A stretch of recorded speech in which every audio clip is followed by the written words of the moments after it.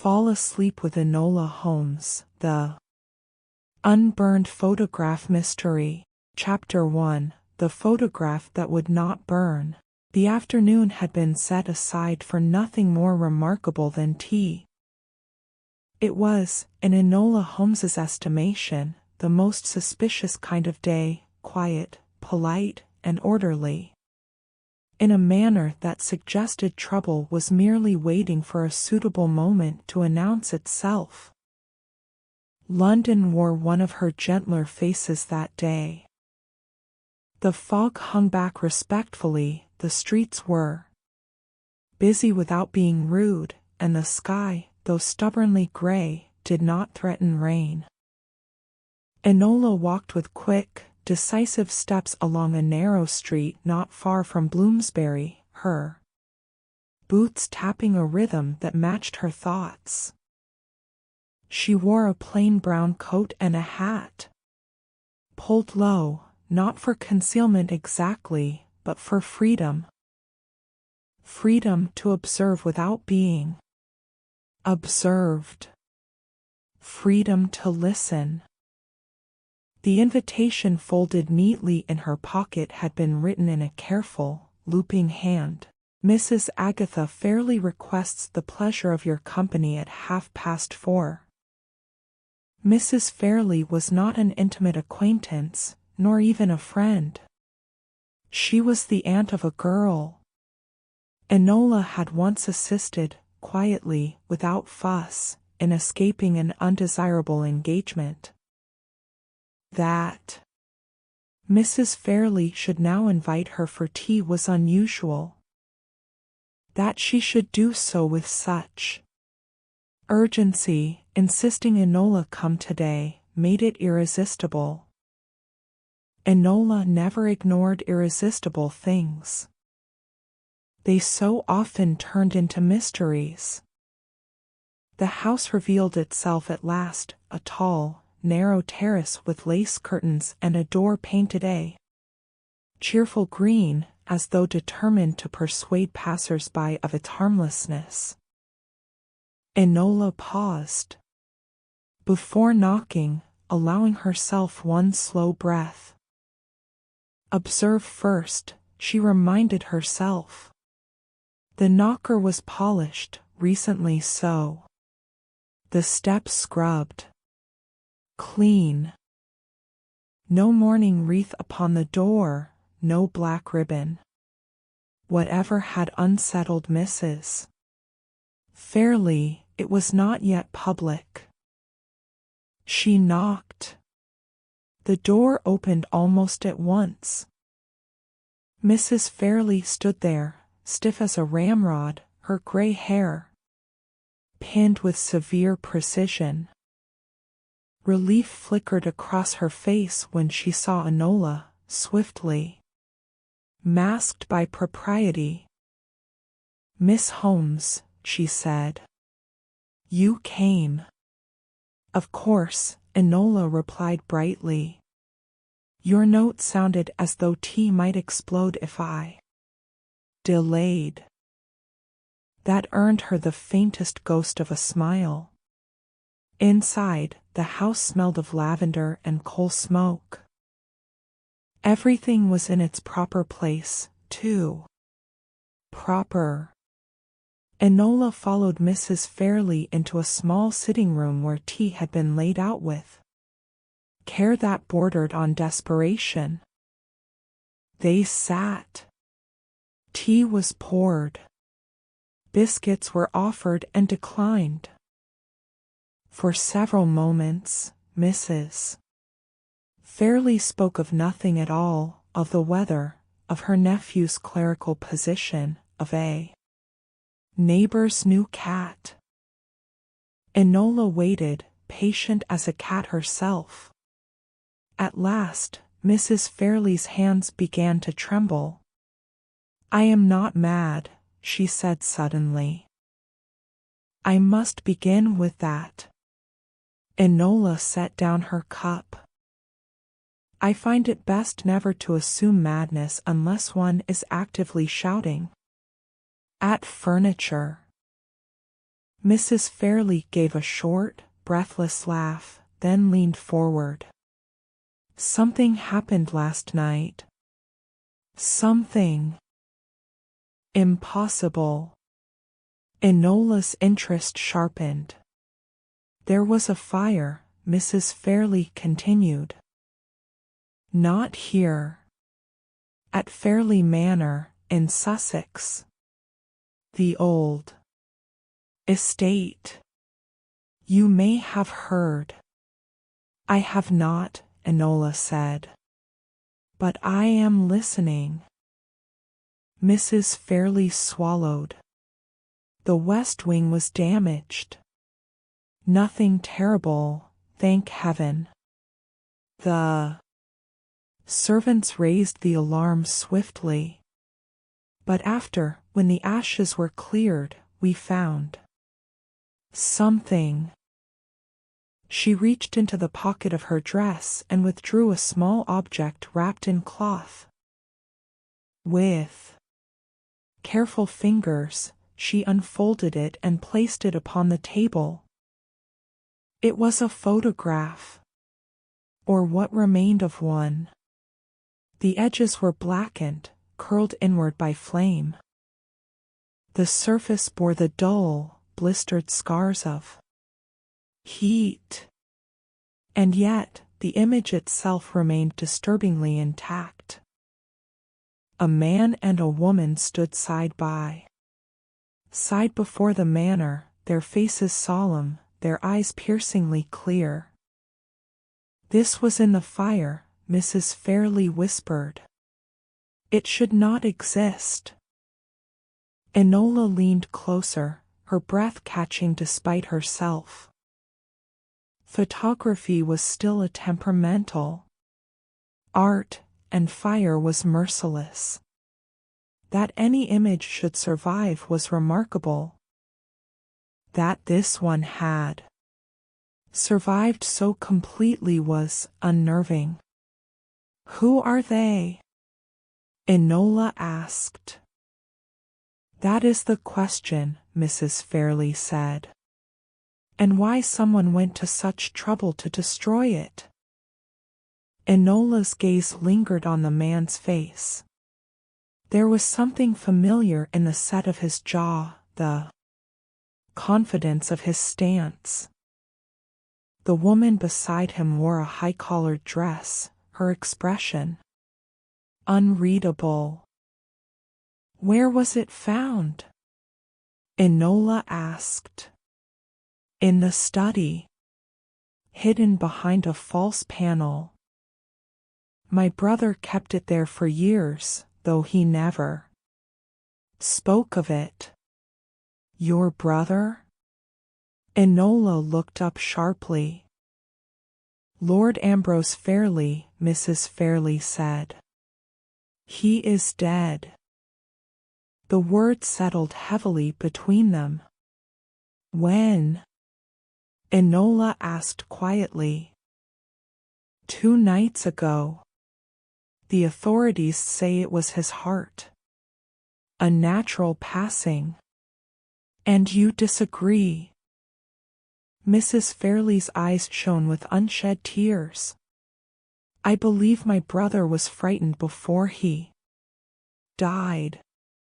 And now this photograph that refuses to burn, it feels like a warning. Enola straightened, her mind already racing ahead. Who else knows of this? She asked. No one, Mrs. Fairley said. The police were content with their conclusion. They dismissed the fire as an accident. Of course they did, Enola thought. Accidents were tidy. Mysteries were not. May I keep it? Enola asked, nodding to the photograph. Mrs. Fairley hesitated only a moment before sliding it across the table. I hoped you would ask. Enola slipped it carefully into her satchel, her fingers tingling as though she had touched Something alive. I will go to Sussex, she said. I will look at the study, the fire, the ashes. And I will discover who these people are. Mrs. Fairley reached for Enola's hand, gripping it with surprising strength. Please, she said. Whatever you uncover, be careful. Enola smiled, fierce and bright. I am always careful. I simply do not allow that to stop me. By the following morning, the news had begun to spread. Not of the photograph, of course, that secret remained safely tucked away, but of the fire and Lord Fairley's death. London thrived on such morsels. Whispers followed Enola as she passed through the streets, pausing near newsboys and gossiping women alike. Did you hear? The old lord, dead in his study, they say. A fire, wasn't it? I heard it was arson. No, his nephew did it. Wanted the inheritance. Enola stored each rumor carefully, not because she believed them, but because falsehoods often revealed where truths were being hidden. At the train station, she overheard a uniformed constable speaking with a porter. They've got a suspect already, the constable said. One of the servants. Fellow had debts. Enola's lips pressed together. Already, she thought. How efficient. How wrong. The train carried her southward, the city gradually giving way to fields and hedgerows. As the countryside unfolded beyond the window, Enola allowed herself a moment to examine the photograph once more. She studied the faces, the posture, the background details others might overlook. The angle of the shadows suggested afternoon. The woman's gloved hand rested lightly on the man's arm, intimate, but not affectionate. A partnership, perhaps. Or a pact. And then there was the manor behind them. Fairley Manor. Its windows stared blankly. Outward, secrets locked within stone and timber. Who were you? Enola murmured. The photograph, unburned and unrepentant, offered no reply. But it would. Enola Holmes had learned long ago that mysteries, like people, could be stubborn, but they were never truly silent.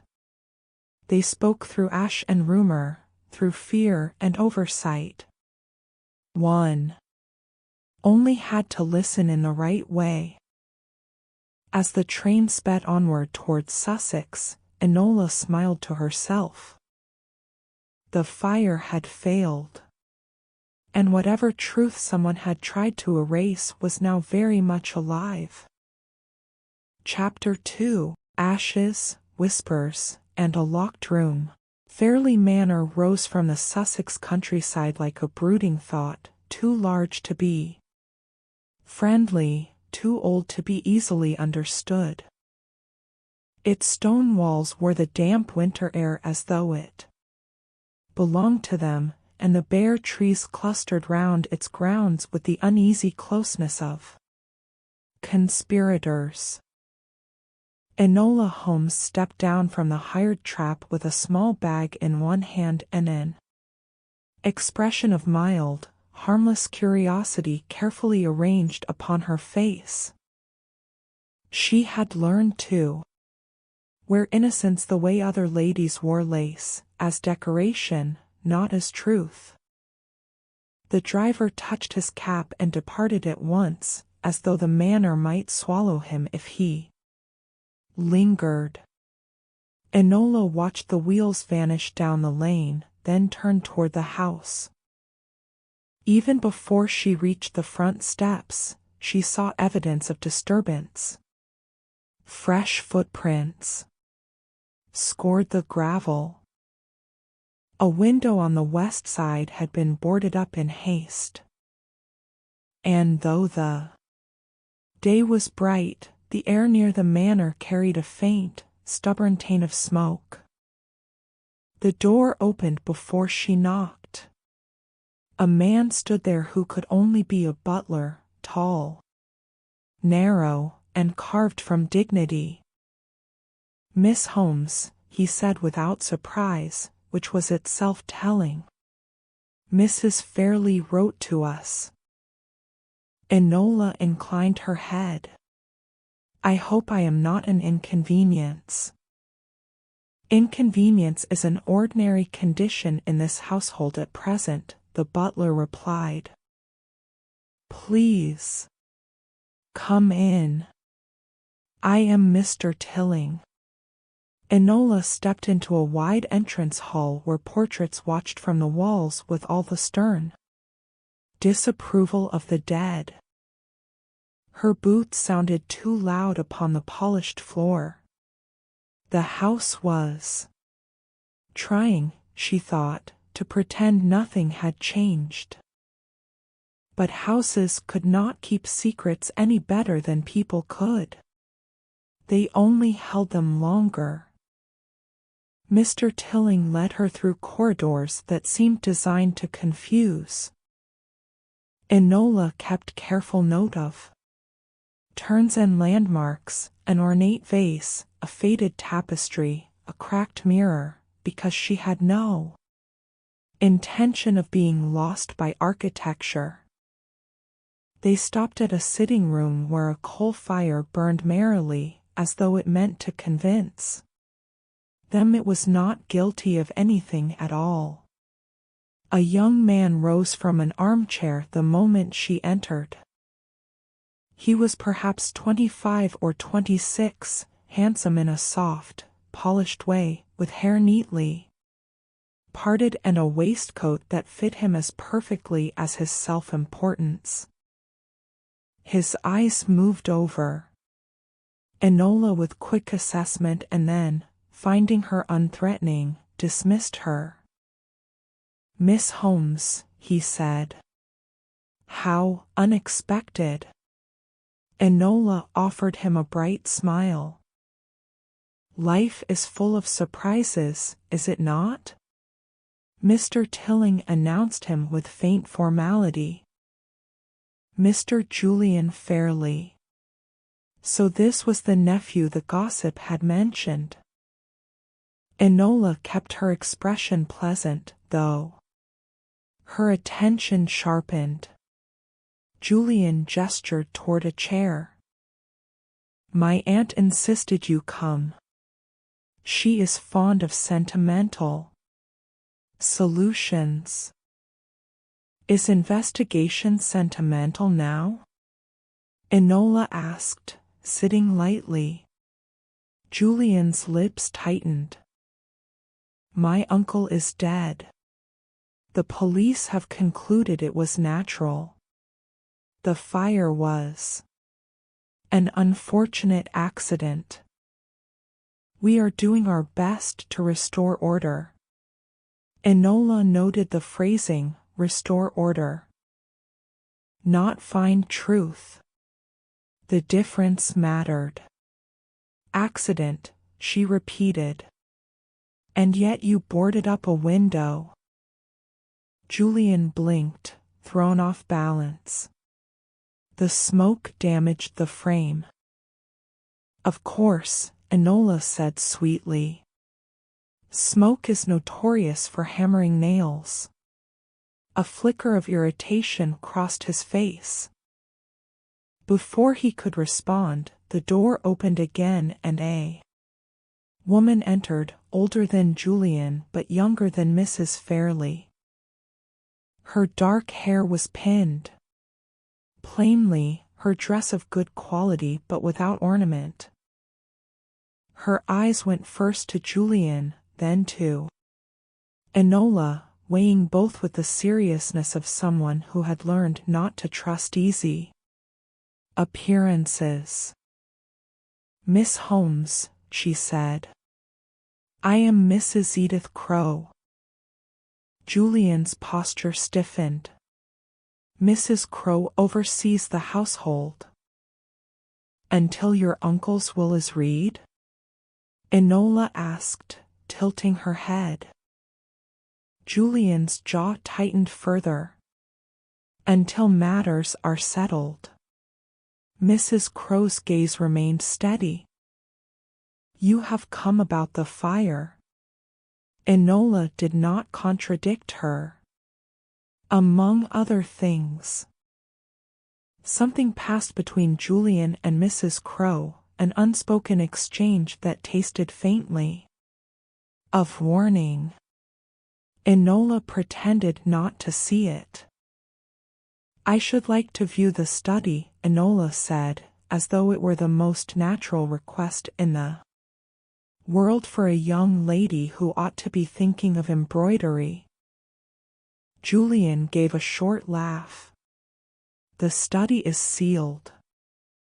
The constable insisted. "It is evidence." "Apparently. Even though they've already found their culprit." "Ah." There it was. "Found?" Enola repeated.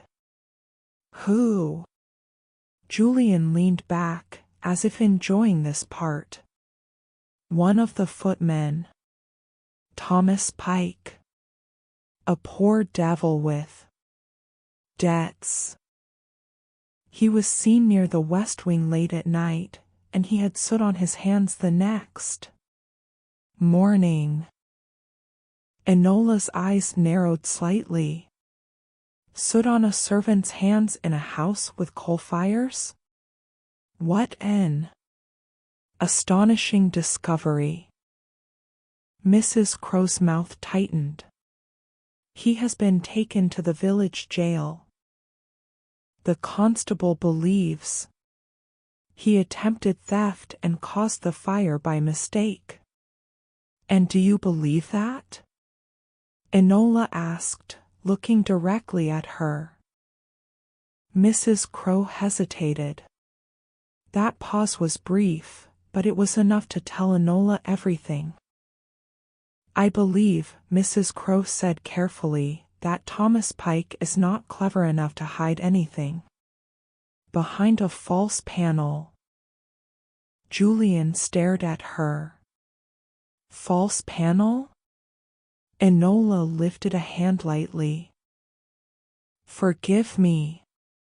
Mrs. Fairley mentioned that certain items were found in the study after the fire. Hidden items." Julian's eyes hardened. "My aunt is prone to imagining melodrama. The study contains old papers, accounts, nothing more. And I do not appreciate strangers prying through my family's affairs." Enola smiled. "Then you ought to ensure your family's affairs do not burst into flame." Julian stood abruptly, irritation overcoming courtesy. "Mr. Tilling will show you the West Wing. That is all I will allow. You will find nothing but ruined furniture and smoke-stained walls." Enola rose as well, smoothing her coat as if his temper were merely weather. "Very well. I do enjoy ruined furniture. It often has fewer opinions." Julian's eyes flashed, but he turned away. Mrs. Crowe watched Enola with an expression that was not quite approval, but might become it if Enola proved herself useful. Mr. Tilling escorted her down the corridor again. As they walked, Enola let her gaze drift, alert to every small detail. A servant paused to curtsy, but her eyes were red-rimmed, as though from weeping or lack of sleep. A maid carried linens with hands that trembled. The house was not in mourning exactly, but it was in tension, tight as a drawn wire. They reached the west wing. The air cooled. The walls seemed darker. The smell of smoke strengthened until it coated Enola's tongue. Here, the manor had stopped pretending. The corridor ended at a closed door. A strip of red wax sealed it, bearing the mark of the local constabulary. "The study," Mr. Tilling said quietly. Enola leaned closer. "Has anyone entered since it was sealed?" "No, miss." "And you have the key?" Mr. Tilling's face remained composed, but his eyes flickered, just once, toward his pocket. "So." Enola stepped back, adopting an expression of resigned disappointment. "I understand. Rules are rules." Mr. Tilling looked faintly relieved, as though he expected her to attempt something bold and improper. Enola had no intention of disappointing him, merely not yet. Instead, she turned her attention to the corridor itself. The fire had begun further down, judging by the soot marks climbing the wall like dark vines. A section of paneling had been removed and replaced hastily. The window that had been boarded up was on the left, its board still smelling of fresh cut wood. Enola walked to it, running her fingers lightly over the surface. The nails were unevenly driven. One board sat slightly looser than the rest. "Who boarded this?" she asked. "A carpenter from the village," Mr. Tilling replied. "Under Mr. Julian's instruction." Enola's mind flicked like a turning page. If Julian had ordered it, Julian had seen the damage. If he had seen the damage, he knew exactly what was being hidden behind those boards. Enola stepped away before she was tempted to pry them loose immediately. Patience was not her favorite virtue, but it was sometimes the most useful tool. She moved instead toward the scorch marks along the floor. "Was anything removed?" she asked, studying the pattern. "Only what was ruined beyond use."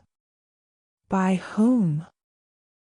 "Mr. Julian," Mr. Tilling said. And then, as if unable to help himself, he added, he insisted on doing it himself. Enola's eyebrows rose. A gentleman of his station, insisting on hauling out burned debris? That was either devotion or concealment. She crouched to examine the charred edge of the carpet runner.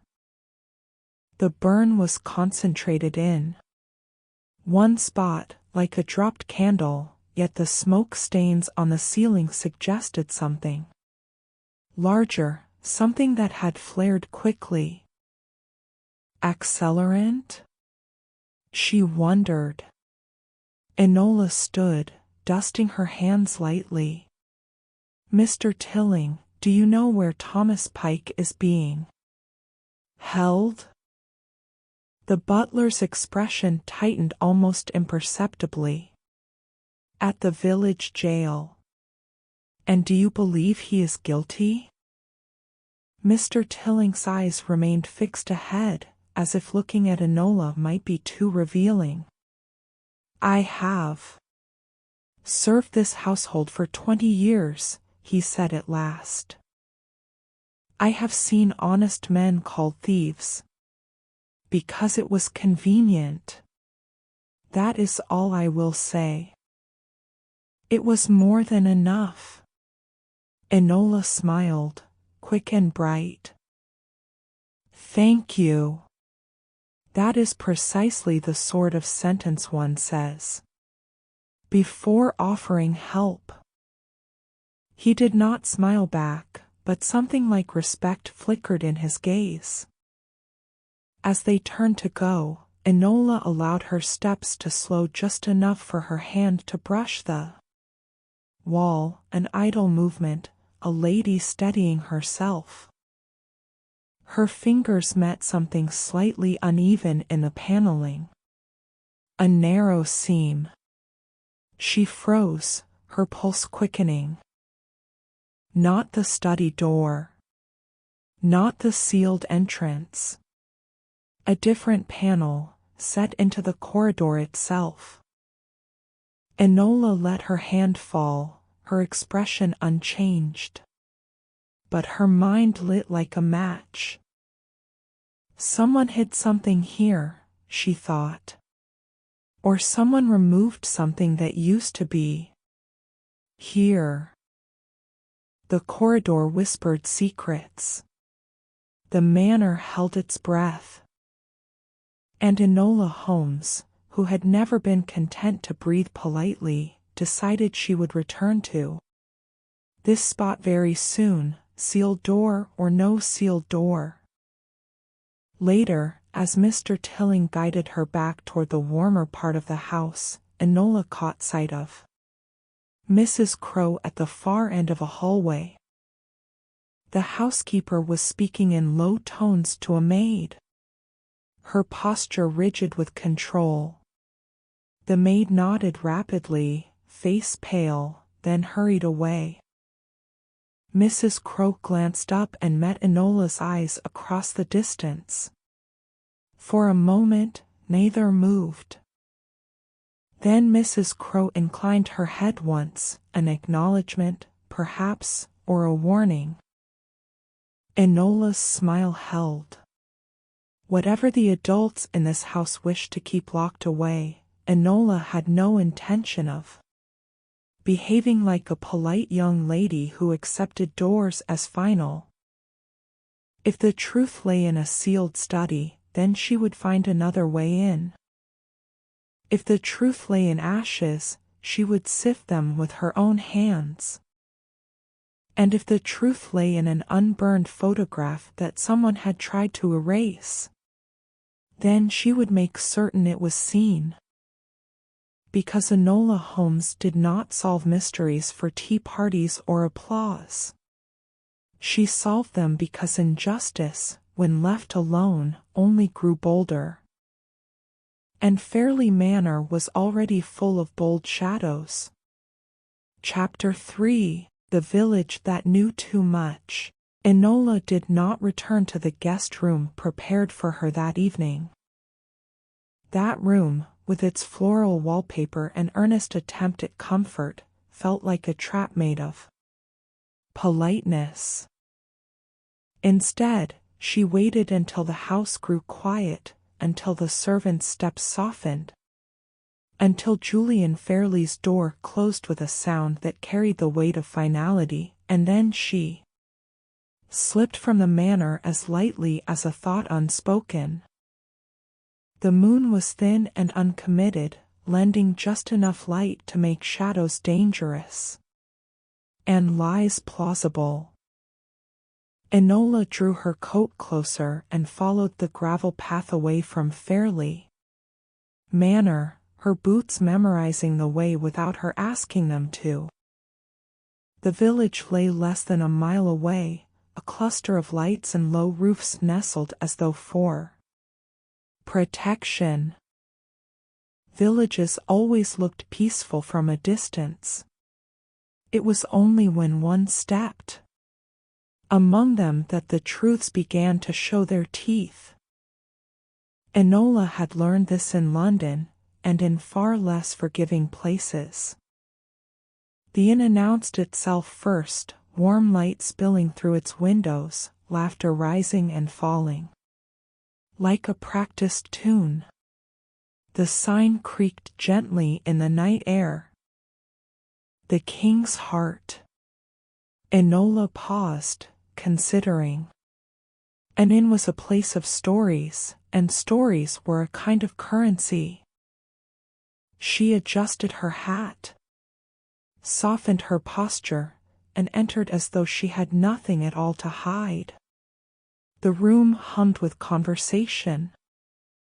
Men sat with mugs clasped in work-worn hands. A woman laughed too loudly at something unfunny. Smoke curled lazily toward the ceiling, carrying with it the smell of ale and wood and the faint bitterness of gossip. Enola slid onto a bench near the wall and ordered a small drink she had no intention of finishing. She listened. Never liked the old lord, someone muttered. Fire was no accident, mark my words. Servant lad always kept to himself. Names were dropped like crumbs. Thomas Pike. Lord Fairley. Mr. Julian. Enola waited until the innkeeper passed close enough to hear her. Excuse me, Enola said, her voice pitched with careful naivety. I am newly arrived. There seems to be much excitement here. The innkeeper snorted. Excitement's one word for it. Trouble's another. About the manor? Enola asked. About what always happens when rich men die, he replied. Someone's to blame, and it's never the one with money. Enola tilted her head. You believe the servant innocent? I believe Thomas Pike couldn't set fire to a candle without burning his own fingers, the innkeeper said flatly. Good lad. Stupid with numbers, but kind. Then why accuse him? The innkeeper leaned closer. Because someone had to be accused quickly. Enola nodded. Quick solutions do have a way of calming nerves.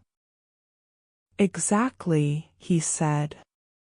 Especially when nerves belong to folk with something to lose. She thanked him and let the conversation drift away again, her mind busy arranging pieces.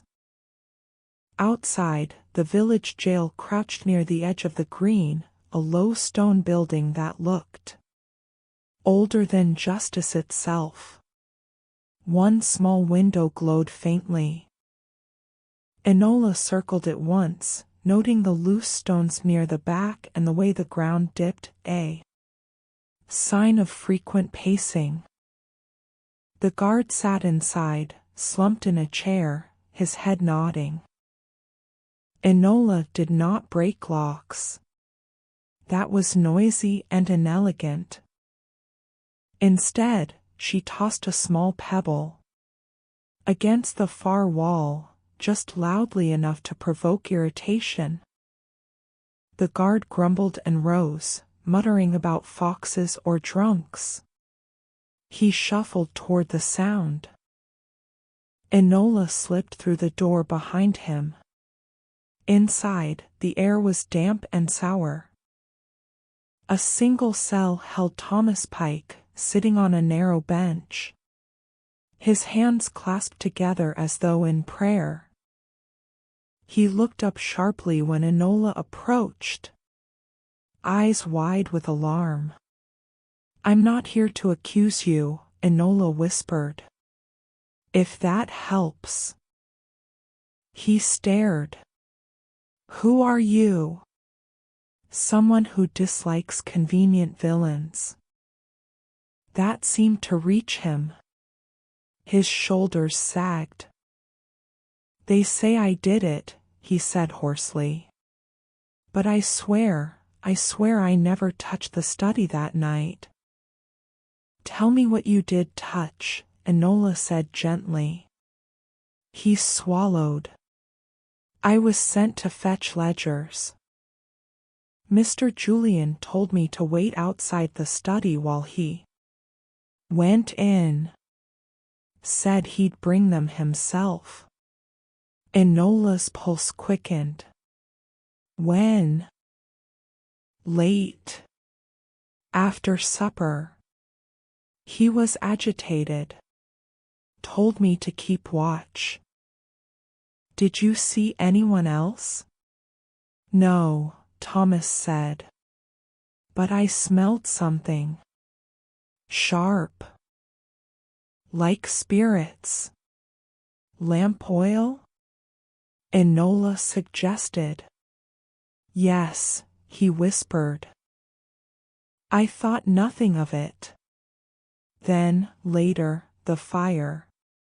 And the soot on your hands? Thomas laughed bitterly. I helped carry water. I helped pull out burning furniture. And now that's proof I'm a criminal.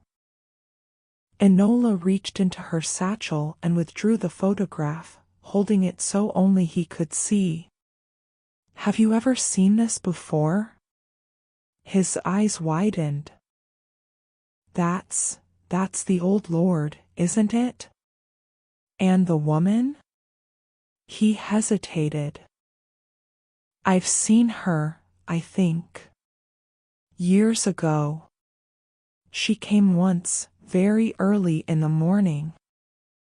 Mr. Fairly dismissed us all. Enola's grip tightened. Do you know her name? No, Thomas said. But she argued with him. I heard shouting. That was enough. Enola slipped the photograph away. Thank you. Hold fast. Truth is slow, but it does arrive.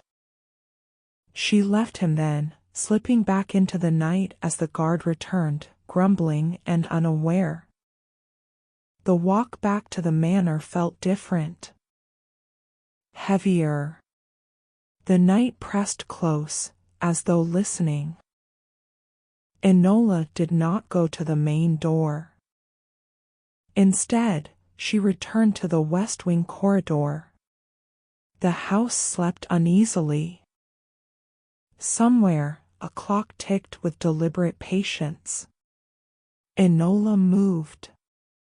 Without a lamp, trusting memory and instinct. She stopped at the uneven panel she had discovered earlier and pressed gently. It gave way. Behind it lay a narrow cavity, just deep enough to conceal a bundle of papers, or something. Smaller. Enola reached in. Her fingers closed around a leather case. She withdrew it carefully and opened it just enough to see inside. More photographs. Not many, but enough. Each showed the same woman, sometimes alone, sometimes with Lord Fairley. And in one, only one, she stood beside a younger man whose face Enola recognized at once. Julian Fairley. The truth settled into place with a quiet, terrible clarity. A hidden relationship. A reason for fear. A reason for fire. Footsteps echoed faintly down the corridor. Enola slid the panel shut and vanished into the shadows just as a door opened at the far end. Julian Fairley stood there, holding a lamp. He paused, frowning, his gaze sweeping the corridor. For a moment, Enola thought he might sense her presence, the way liars sometimes sensed truth too close to be comfortable. Then he turned away. Enola waited until his footsteps faded before moving again.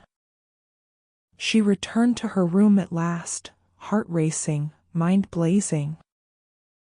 The photograph that would not burn had spoken.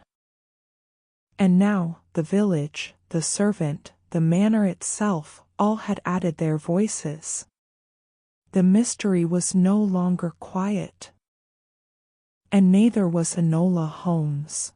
Chapter 4: The Woman in the Photograph.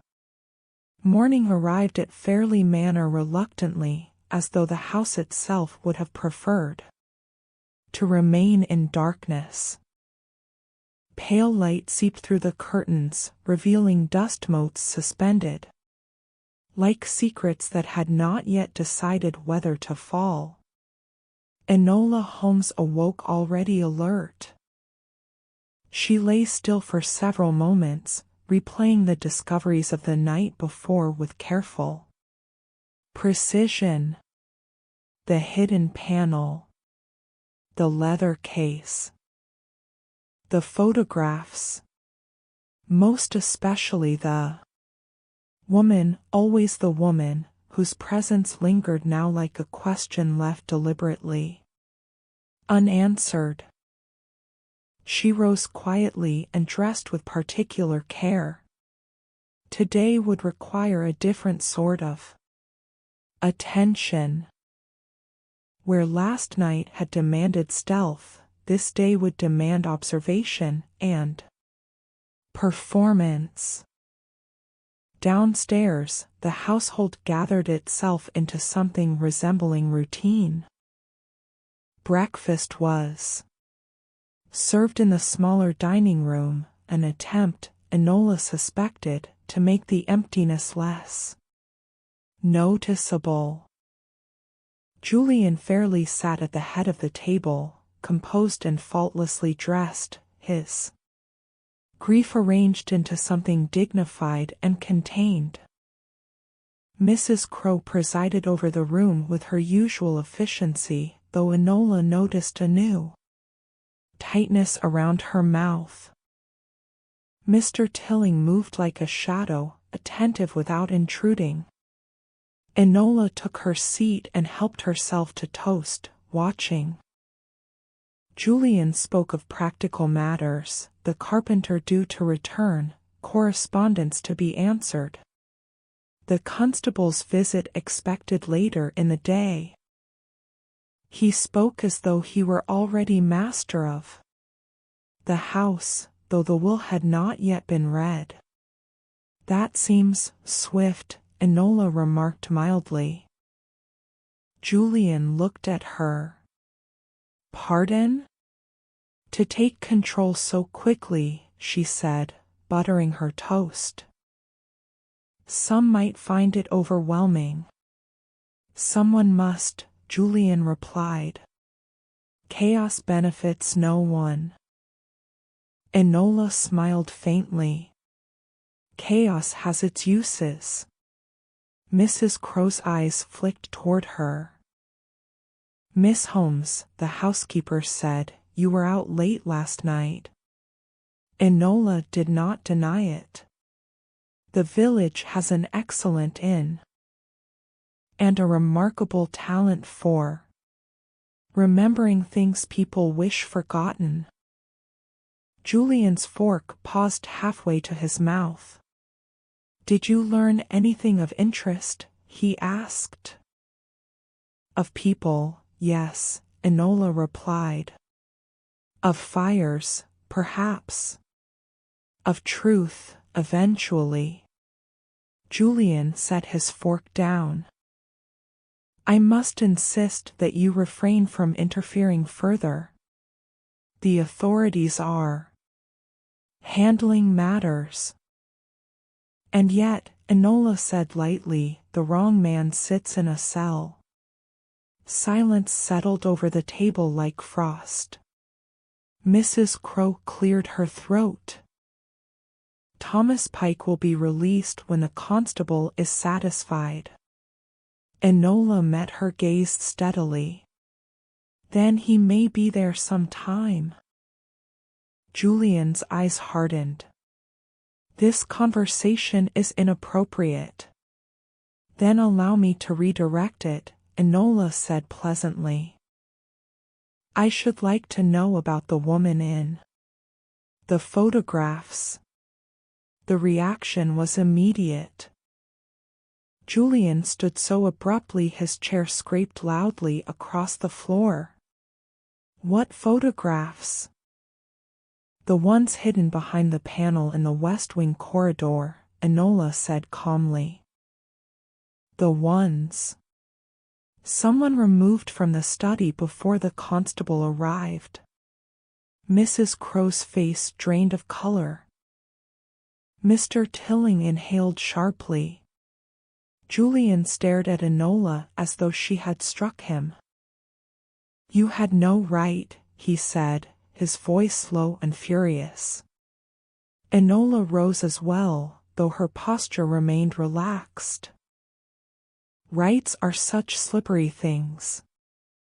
I find responsibilities far more compelling. She turned to Mrs. Crow. You knew about her. Mrs. Crow did not answer at once. When she did, her voice was quiet. Yes. Julian rounded on her. You said you destroyed them. I said I removed them, Mrs. Crow replied. I never said I destroyed them. Enola's eyebrows lifted. Prudent. Julian laughed sharply. This is absurd. You are all conspiring against me. No, Enola said. You are simply no longer in control of the story. She reached into her satchel and withdrew one photograph, placing it carefully on the table. The woman gazed up at them all, composed and defiant even in stillness. Who is she? Enola asked. Mrs. Crow closed her eyes briefly. Her name is Eleanor Blake. Julian flinched. She was a governess, Mrs. Crow continued. Years ago. Employed briefly, then dismissed. Under unfortunate circumstances. Unfortunate for whom? Enola asked. For Lord Fairlie, Mrs. Crow said. And for the truth. Enola turned to Julian. You knew her. Julian's jaw worked. She was nothing. Nothing inspires fires, Enola said softly. Julian's control cracked then, just enough. She was a mistake, he snapped. A woman who believed herself entitled to more than her station allowed. And what did she believe herself entitled to? Enola asked. Julian did not answer. Mrs. Crow did. Recognition. And safety. Enola's gaze sharpened. From whom? From Lord Fairlie, Mrs. Crow said. And later, from you. The room felt suddenly too small. Enola let the silence stretch, allowing truth to do what it did best when given space. At some point, Enola said, someone decided Eleanor Blake was a liability. Julian's shoulders sagged, the anger draining out of him like water from a cracked vessel. She threatened us, he said. She had letters. Proof. She wanted money. And you? Enola asked. I wanted her gone, Julian said bitterly. She frightened my uncle. He had a weak heart. Enola's voice was steady. And when she did not disappear quietly, Julian looked away. Mrs. Crow spoke again, her voice barely audible. Lord Fairlie hid the photographs. He kept them as leverage, perhaps, or as penance. And you, Enola said to Julian, burned the study to destroy them. I never meant to kill him, Julian said hoarsely. The fire spread faster than I expected. But not fast enough, Enola said, thinking of the unburned photograph. Some truths resist. Flame. Footsteps sounded in the corridor. The constable's voice echoed faintly. Julian looked up, panic flashing across his face. You cannot prove this. Enola smiled, not unkindly, but without mercy. On the contrary, I already have. She gestured toward the photographs. These establish motive.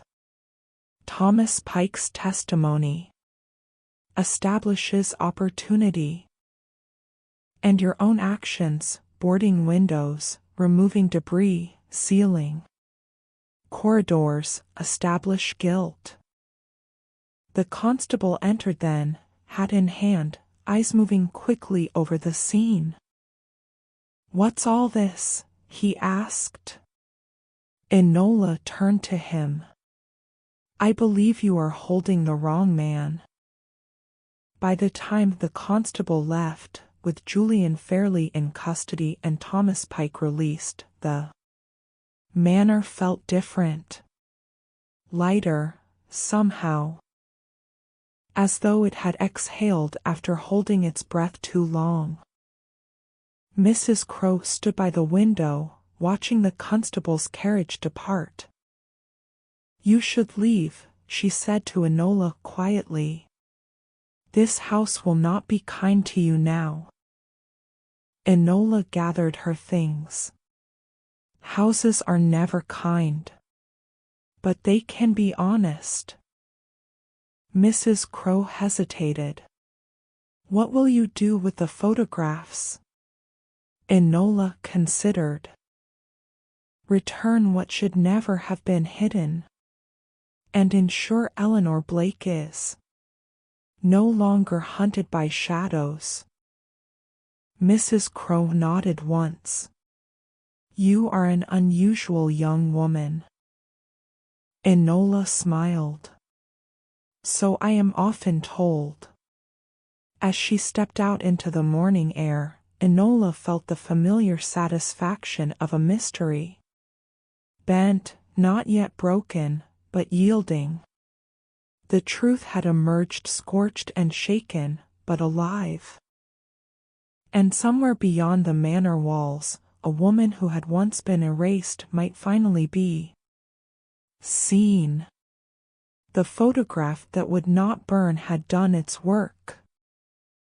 And Enola Holmes, ever unwilling to let injustice settle comfortably, was already thinking of what came next. Chapter 5. What survives the fire? Fairlie Manor did not mourn Julian Fairlie. It creaked, settled, and returned to itself with the air of a place relieved to be rid of a weight it had carried unwillingly. Sunlight found corners it had avoided for days. Doors opened without hesitation. Even the air seemed cleaner, as though smoke had finally surrendered its hold. Enola Holmes noticed these things as she walked down the front steps with her satchel slung over one shoulder. Justice, she had learned, rarely announced itself with ceremony. It arrived quietly, often awkwardly, and left behind an untidy collection of consequences. Mrs. Crow stood at the door, hands clasped before her. She looked older than she had 2 days before, though her eyes were clearer. "Thomas Pike will return this afternoon," she said. The constable released him at once. "I am glad," Enola replied. "He will need time to remember he is not what others accused him of being." Mrs. Crow nodded. "So will this house." They stood in silence for a moment. "There is one matter unfinished," Mrs. Crow said finally. Enola met her gaze. "Eleanor Blake." "Yes. She is alive," Enola said with certainty. "Or Julian would not have been so frightened of paper and flame." Mrs. Crow exhaled slowly. "I do not know where she went. Only that she left England years ago. Or said she would. People often say many things when they are running," Enola said. "Did Lord Fairlie help her?" Mrs. Crow's mouth tightened. "In his way. He gave her money. He arranged false references. And then he hid the truth as though hiding it could undo it." "Truth does not enjoy cupboards," Enola murmured. Mrs. Crow hesitated, then reached into her pocket and produced a folded slip of paper. "I found this," she said, "in his desk. It was not burned." Enola unfolded it. An address. Old. Faded. London. "Thank you," Enola said. Mrs. Crow studied her. "You need not pursue this further. You have done more than enough." Enola smiled gently. "I have done only what I set out to do. But this is what remains."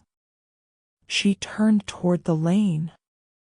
The trap waited, patient and plain, like most useful things.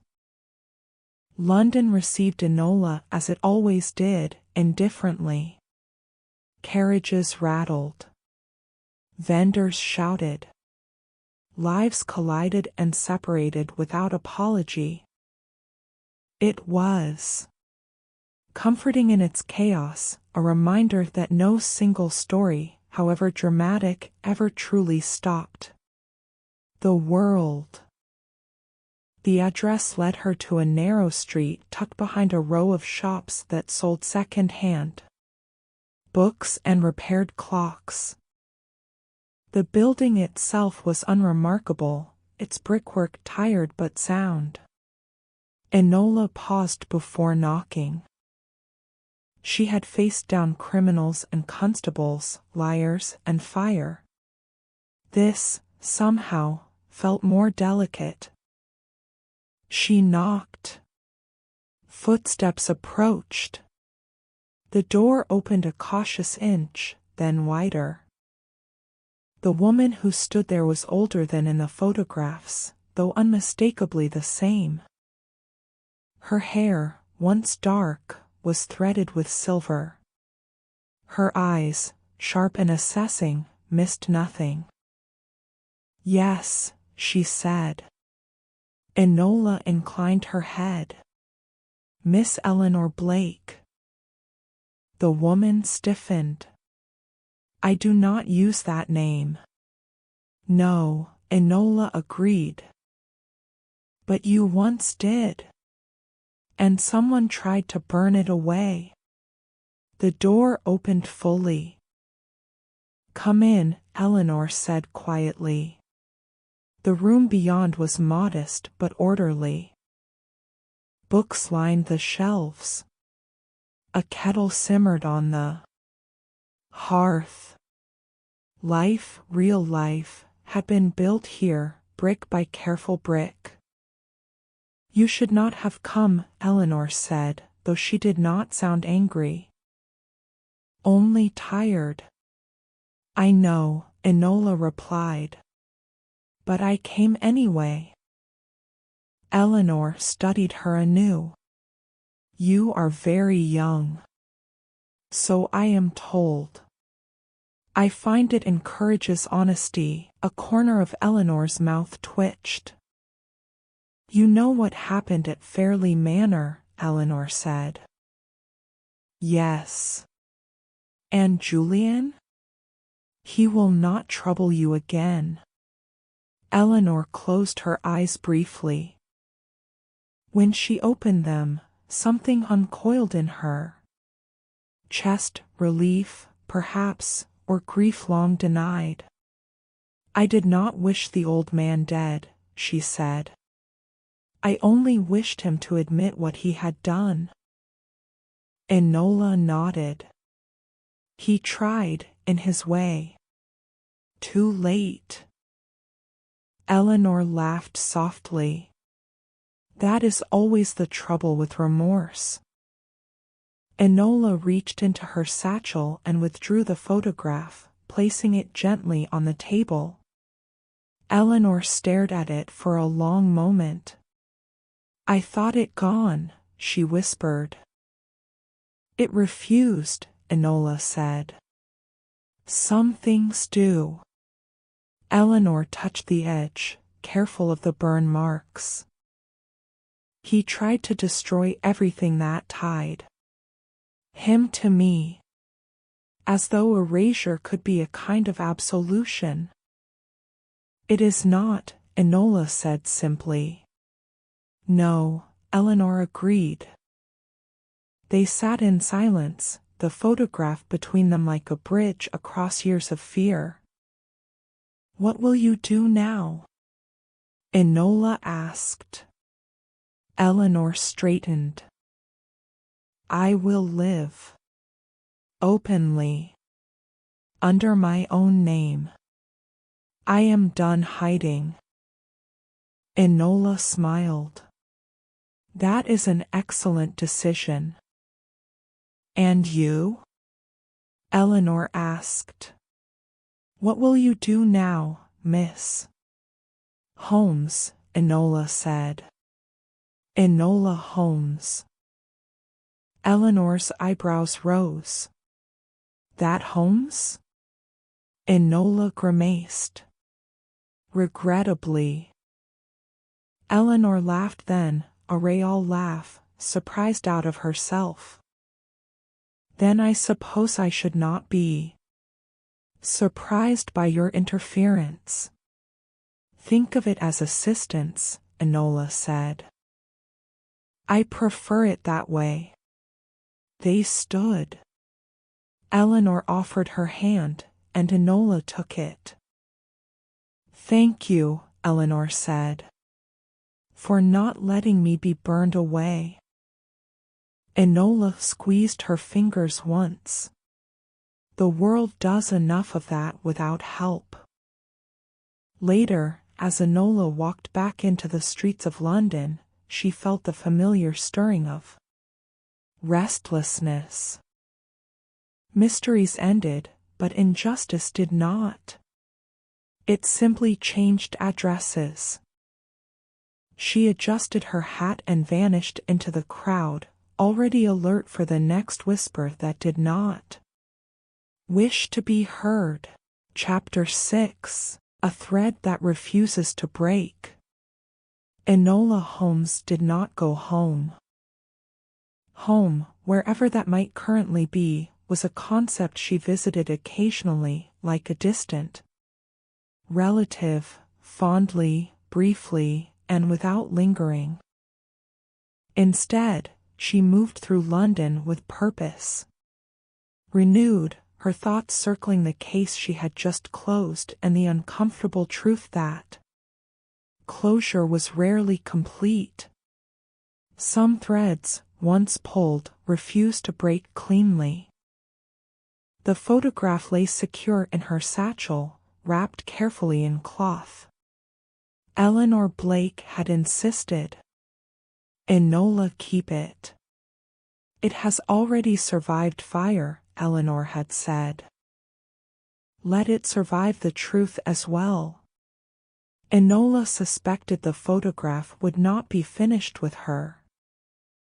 She walked now through Clerkenwell, choosing streets that twisted and doubled back on themselves. It was not paranoia that guided her steps, but habit. When one meddled in the affairs of men who believed themselves untouchable, one learned to notice reflections in windows and footsteps that repeated their rhythm too faithfully. At a bookstall near a narrow alley, Enola paused and pretended interest in a stack of pamphlets. In the glass of the nearby shop front, she caught sight of a man who had been behind her for some time. He was unremarkable. That was what made him remarkable. She turned suddenly. "Good morning," she said cheerfully. The man nearly collided with her. He recovered quickly, tipping his hat with an expression of bland politeness. "Beg pardon, miss." "Of course," Enola said. "Though I wonder what one begs pardon for." The man blinked. "For bumping into you?" "Ah," Enola said. "Then do be careful not to do it again. Repetition might suggest intent." His smile thinned. "You read too much." "Constantly," Enola replied. "It is my worst habit." She stepped aside, allowing him to pass. He did so without further word, but Enola waited until he had turned the corner before continuing on her way, the other way. So, someone was watching. She did not find the idea alarming, only informative.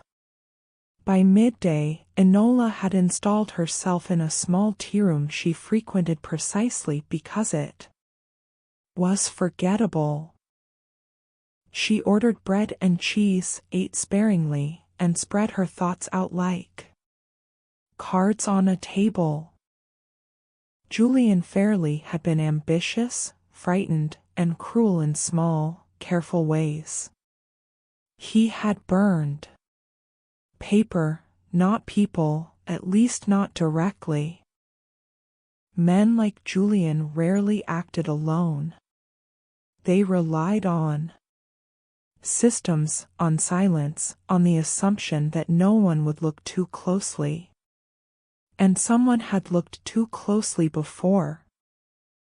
Eleanor Blake had not been the only woman wronged by men who mistook position for permission. Enola knew this as surely as she knew her own name. She sipped her tea and considered Mrs. Crowe. The housekeeper had known far more than she had admitted at first. She had removed the photographs, not destroyed them. She had waited. Waiting was not a passive act. It was a decision. Enola folded her napkin and rose, leaving coins on the table. There was one more place she needed to visit before this thread could be allowed to rest. The solicitor's office was precisely what Enola expected: heavy furniture, heavier expressions, and the faint scent of old ink and older secrets. Mr. Harcourt, a man whose hairline had retreated as his caution advanced, peered at her over his spectacles. "Miss Holmes," he said, "I understand you have been involved." "In truth," Enola said, "I have been helpful." He pursed his lips. "The Fairley estate is in a state of transition. Matters of inheritance are delicate." "Matters of inheritance are always delicate," Enola replied. "They tend to reveal how carefully people have loved." Mr. Harcourt did not smile. "I am here," Enola continued, "because Lord Fairley's will contains provisions you have not yet enacted." The solicitor stiffened. "On what authority?" "On the authority of truth," Enola said. "Which, inconveniently, does not require appointment." She withdrew a folded paper from her satchel, not the photograph, but a letter Eleanor Blake had written years ago, kept and preserved by Lord Fairley in a final, clumsy attempt at conscience. Mr. Harcourt read it in silence. When he finished, his face had lost some of its color. "There is a codicil," he admitted. "Unfiled. Lord Fairley requested it be added, eventually." "And eventually never arrived," Enola said. He nodded. "It names a beneficiary. A woman. Under an assumed name. Eleanor Blake," Enola said. Mr. Harcourt looked at her sharply. "You know her?" "I know of her," Enola replied. "And I know she does not wish to be hidden again." The solicitor sighed. "This will complicate matters." "Justice often does," Enola said. "But convenience is not its concern." He hesitated, then nodded. "I will see that the codicil is enacted." Quietly. Enola smiled. "Quiet is acceptable. Silence is not." That evening, Enola walked alone along the Thames, the river reflecting the city's lights in broken patterns that reminded her of photographs damaged but not destroyed. She felt the familiar hum of anticipation, part satisfaction, part restlessness. The man from earlier did not reappear. Either he had been satisfied, or someone else had decided watching her was no longer profitable. She welcomed either conclusion. As she crossed a small footbridge, a folded note fluttered down at her feet. Enola stopped. The note had not fallen by accident. She knew that at once. She picked it up and opened it. "Some fires burn wider than intended. Be careful where you step." No signature. Enola smiled slowly. "A warning," she murmured. "How thoughtful." She tucked the note away. The case of the unburned photograph was, by most measures, finished. The guilty exposed. The innocent freed. The silenced given voice. And yet, warnings were not issued after endings. They were issued before beginnings. Enola Holmes adjusted her coat and continued walking, her stride light, her mind alert. If someone believed she had learned too much, then she had learned exactly enough. And if another fire waited somewhere in the city, figurative or otherwise, She would be there, watching for what refused to burn. Chapter 7. Smoke Without Flame. The note did not trouble Enola Holmes in the way its author might have hoped. It did not make her hurry, nor did it send her scurrying into concealment. If anything, it settled her thoughts, like a final piece pressed into place. Threats were useful. They confirmed direction. Someone had noticed her. Someone believed she had crossed an invisible boundary. And someone had decided that silence would no longer suffice. Enola slept lightly that night in a narrow lodging above a milliner's shop, waking just before dawn with the city's first stirrings. She dressed swiftly, tied her hair back, and slipped out before the shopkeeper had finished yawning into the morning. Her first destination was not a place, but a person. Mrs. Crow had waited years to act. People who waited that long rarely did so without reason.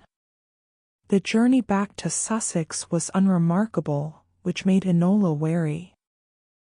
Trouble rarely announced itself with trumpets. It preferred ordinary disguises. She arrived at Fairley Manor by mid-morning, finding the house altered once more. The front door stood open. Curtains were drawn back. The air no longer tasted of secrets. Mrs. Crow met her in the entrance hall, surprise flickering across her face. "Miss Holmes," she said. "I did not expect." "I know," Enola replied. "That is why I came." Mrs. Crow hesitated, then gestured for her to follow. They walked together to the study at last, the once sealed room now cleaned and orderly. Though faint scorch marks remained like scars no polishing could erase. "Julian has been formally charged," Mrs. Crow said. "The will is to be read tomorrow." "And you?" Enola asked. "I remain," Mrs. Crow said simply. "Someone must." Enola nodded. "You knew Lord Fairley long enough to understand his mistakes." Mrs. Crow's mouth tightened. "I knew him long enough to understand his fear." They stopped near the desk. "You removed the photographs," Enola said. "But you did not remove everything." Mrs. Crow closed her eyes. "No." She reached into a drawer and withdrew a small notebook, its leather cover worn soft with age. "This never left the house," she said. "I did not know what to do with it." Enola took it carefully. Inside were names, dates, payments, discreet notations that meant nothing to the untrained. And everything to one accustomed to reading between lines. "This is not only about Eleanor Blake," Enola said quietly. "No," Mrs. Crow replied. "She was merely the one who refused to disappear properly." Enola looked up sharply. "Others were paid to leave." "Yes. And some were not paid at all." Mrs. Crow did not deny it. Enola exhaled slowly. "This explains the note." Mrs. Crow frowned. "What note?" Enola did not answer directly. "There are men who benefited from Lord Fairley's silence." "Yes. And men who fear that silence ending." Mrs. Crow folded her hands. I suspected as much. Did Lord Fairlie? Enola asked. Yes, Mrs. Crow said softly. Too late. Enola closed the notebook. This cannot remain hidden, she said. No, Mrs. Crow agreed. But it must be handled carefully. You have already caused enough disturbance. Enola smiled faintly. Disturbance is the sound injustice makes when it is finally noticed. She returned to London by evening, her satchel heavier with consequence. The city greeted her with familiar indifference. It did not care what she carried, only where she stepped. Enola did not go back to her lodging. Instead, she moved through streets she had not walked in. Months, letting instinct guide her. She stopped twice to ensure she was not followed. She was. This time, she allowed it. At a narrow crossing near the river, Enola slowed deliberately. When footsteps drew closer, she turned suddenly into a side passage so tight it forced confrontation. The man halted. It was not the same one from before. This one was older, better dressed. His eyes were sharp in a way that suggested calculation, rather than curiosity. You should be more careful, Miss Holmes, he said mildly. You should be more specific, Enola replied. Careful of what, precisely? Of whose affairs you involve yourself in? Enola tilted her head. You might be surprised how often I hear that. The man smiled thinly. Lord Fairlie was not alone in his indiscretions. No, Enola said. He was merely careless. The smile vanished. That notebook you took belongs to the truth, Enola finished. It is rather particular about ownership. He stepped closer. You are very young. Not young enough to be frightened into silence, Enola said. For a moment, Enola thought he might strike her. Instead, he laughed softly. You have spirit. That can be dangerous.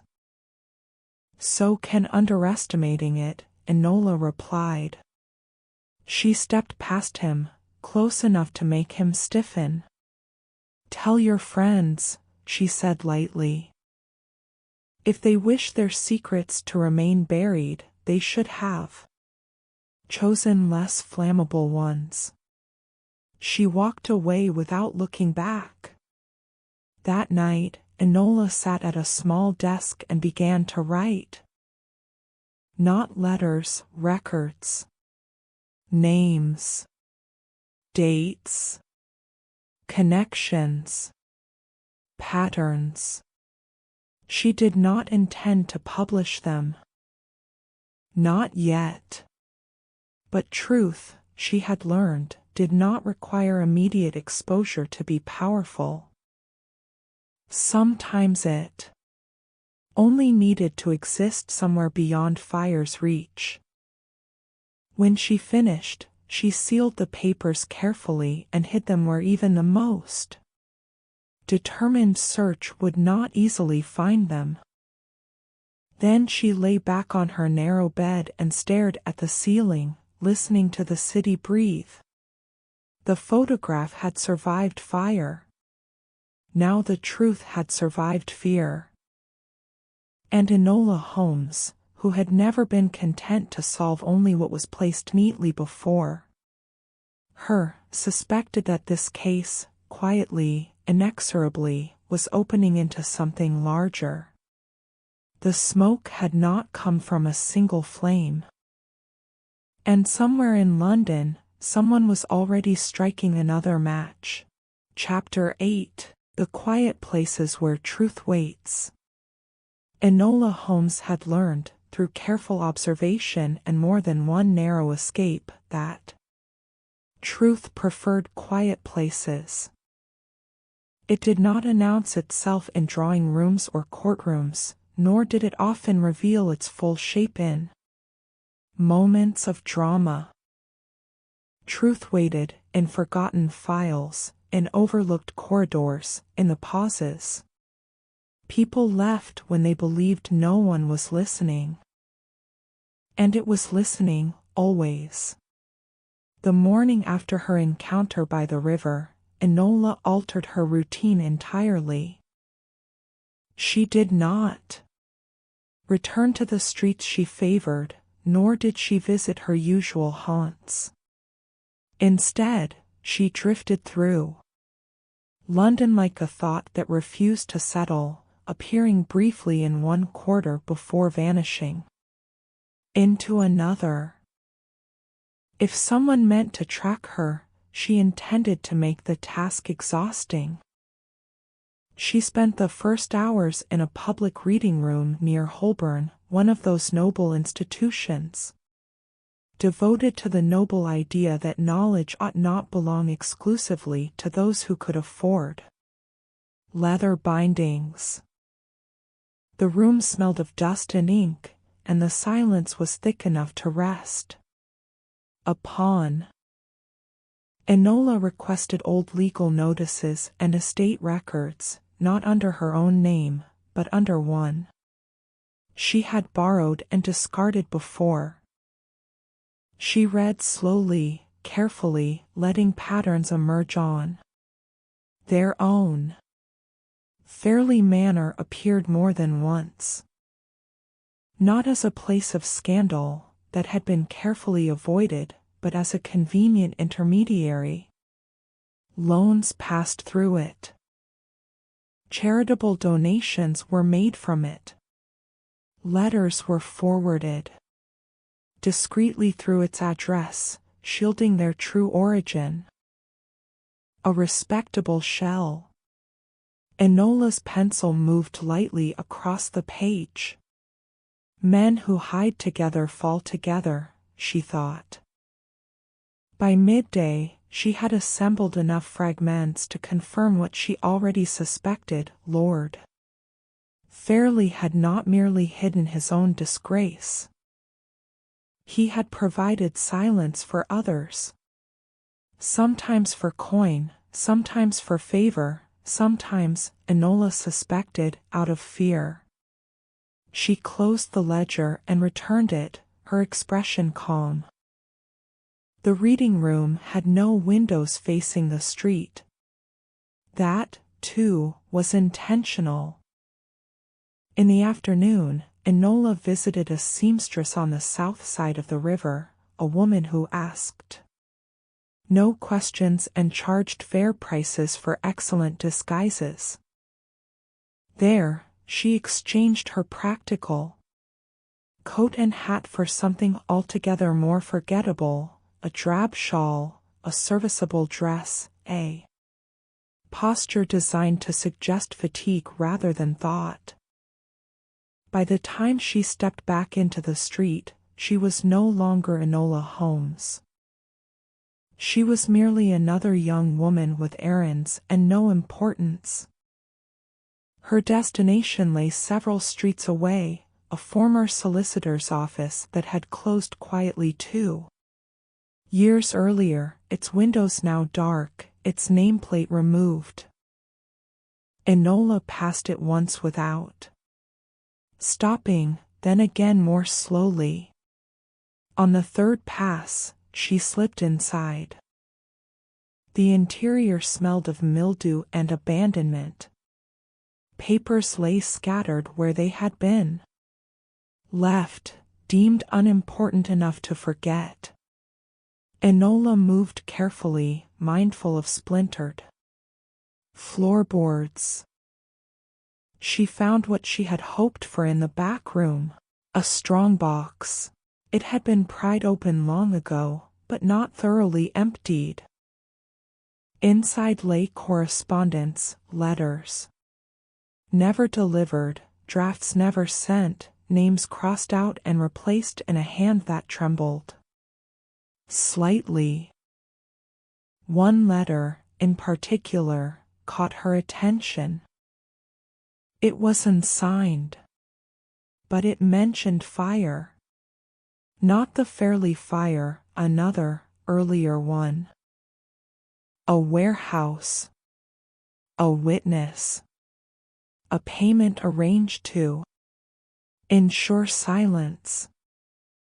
Enola folded the letter and slipped it into her satchel. So the pattern repeated itself.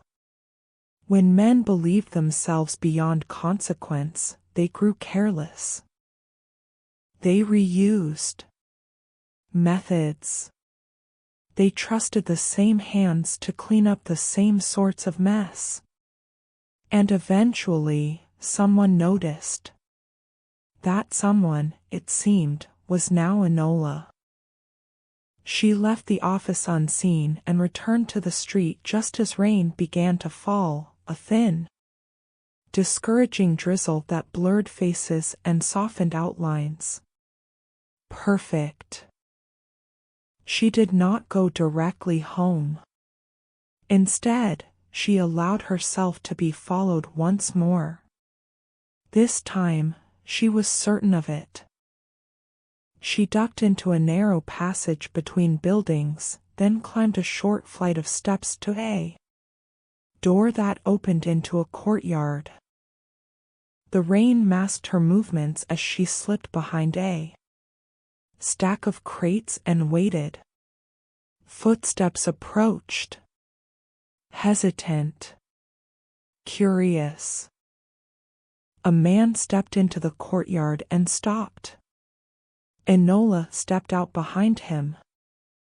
"You are persistent," she said. He turned sharply. It was neither of the men she had encountered before. Younger. Less polished. His eyes darted as though searching for instruction that was not there. "I don't want trouble," he said. "Then you are following the wrong person," Enola replied. He swallowed. "They told me to watch you. To see what you were doing." "Who is they?" Enola asked. He hesitated. Enola softened her voice. "You are not paid enough to protect other people's sins." That did it. He exhaled shakily. "I don't know names. Only that there's concern. You ask questions that disturb settled matters." "Settled for whom?" Enola asked. "For men with money," he said. "And friends." Enola nodded. "They always do." She stepped closer, not threatening, merely present. "Listen carefully. If you continue, you will be noticed. And not kindly. But if you stop, if you forget me entirely, you may return to whatever quiet life you had before." He stared at her. "And you?" "I do not have a quiet life," Enola said. "But I am very good at surviving noisy ones." He hesitated, then nodded once and fled the courtyard without another word. Enola watched him go, rain soaking her shawl. That night, she spread her findings across her narrow bed, notes, names, dates, letters rescued from neglect and fear. The unburned photograph lay among them, its scorched edges Reminder. She did not intend to confront the men behind these arrangements, not yet. Confrontation was dramatic, but exposure was effective. And exposure required preparation.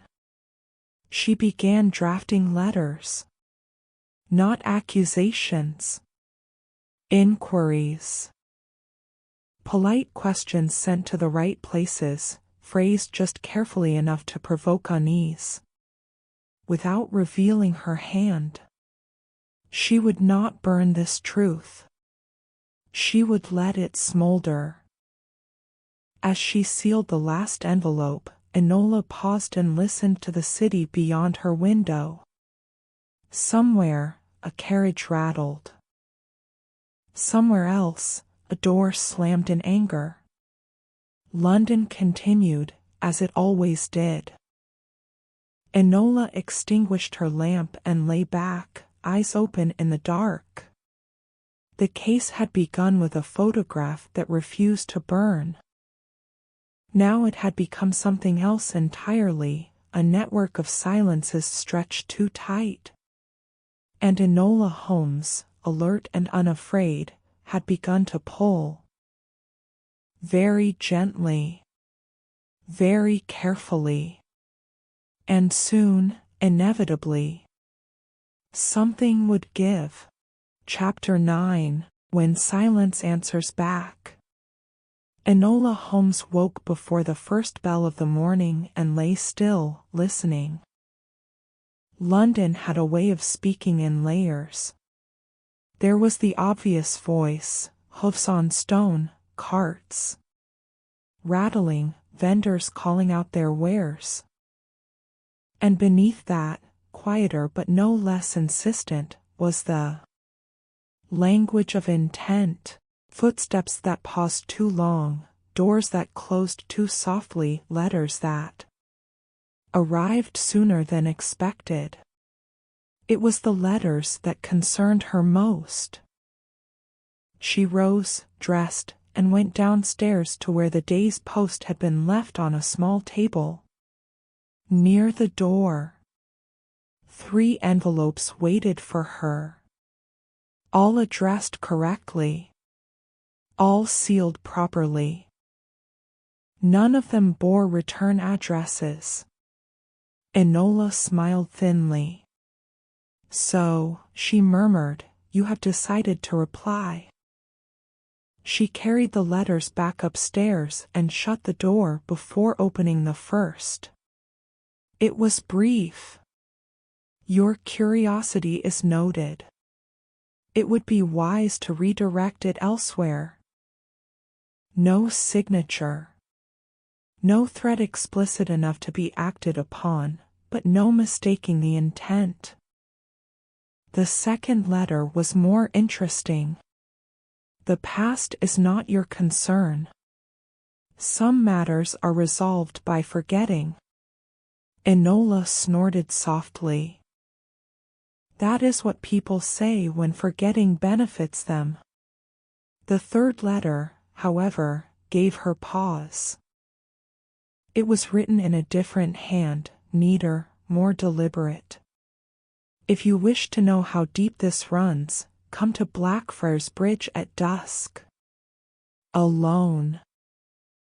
Enola folded the letter carefully and set it aside. Invitations were dangerous things. They suggested confidence. Or desperation. Often both. She did not decide at once. Instead, she went about her day as though nothing had changed, which was precisely the sort of behavior that unsettled those who believed they were being watched. She walked familiar streets, spoke to familiar faces, and allowed herself to be seen doing nothing of importance at all. By mid-afternoon, she was satisfied. The city was holding its breath. Blackfriars Bridge at dusk was neither romantic nor kind. The river slid beneath it with sullen patience, carrying reflections of gaslight broken into trembling fragments. People crossed. Quickly, collars turned up, eager to be elsewhere. Enola arrived precisely on time. She did not come alone, at least, not entirely. She had arranged for two separate contingencies, each unaware of the other, neither close enough to intervene quickly, but both close enough to witness if necessary. One never survived long in mysteries by trusting invitations at face value. She leaned against the stone balustrade and waited. Footsteps approached. A woman stopped beside her. She was tall, dressed plainly, her hair pulled back with no attempt at fashion. She did not look at Enola at first, keeping her gaze on the river. "You are persistent," the woman said. "So I am told," Enola replied. "And you are punctual. I appreciate that." The woman's mouth curved faintly. "You have stirred old embers." "They were poorly buried," Enola said. "Fire has a way of remembering." The woman glanced at her then, sharp-eyed and appraising. "You think this is about morality?"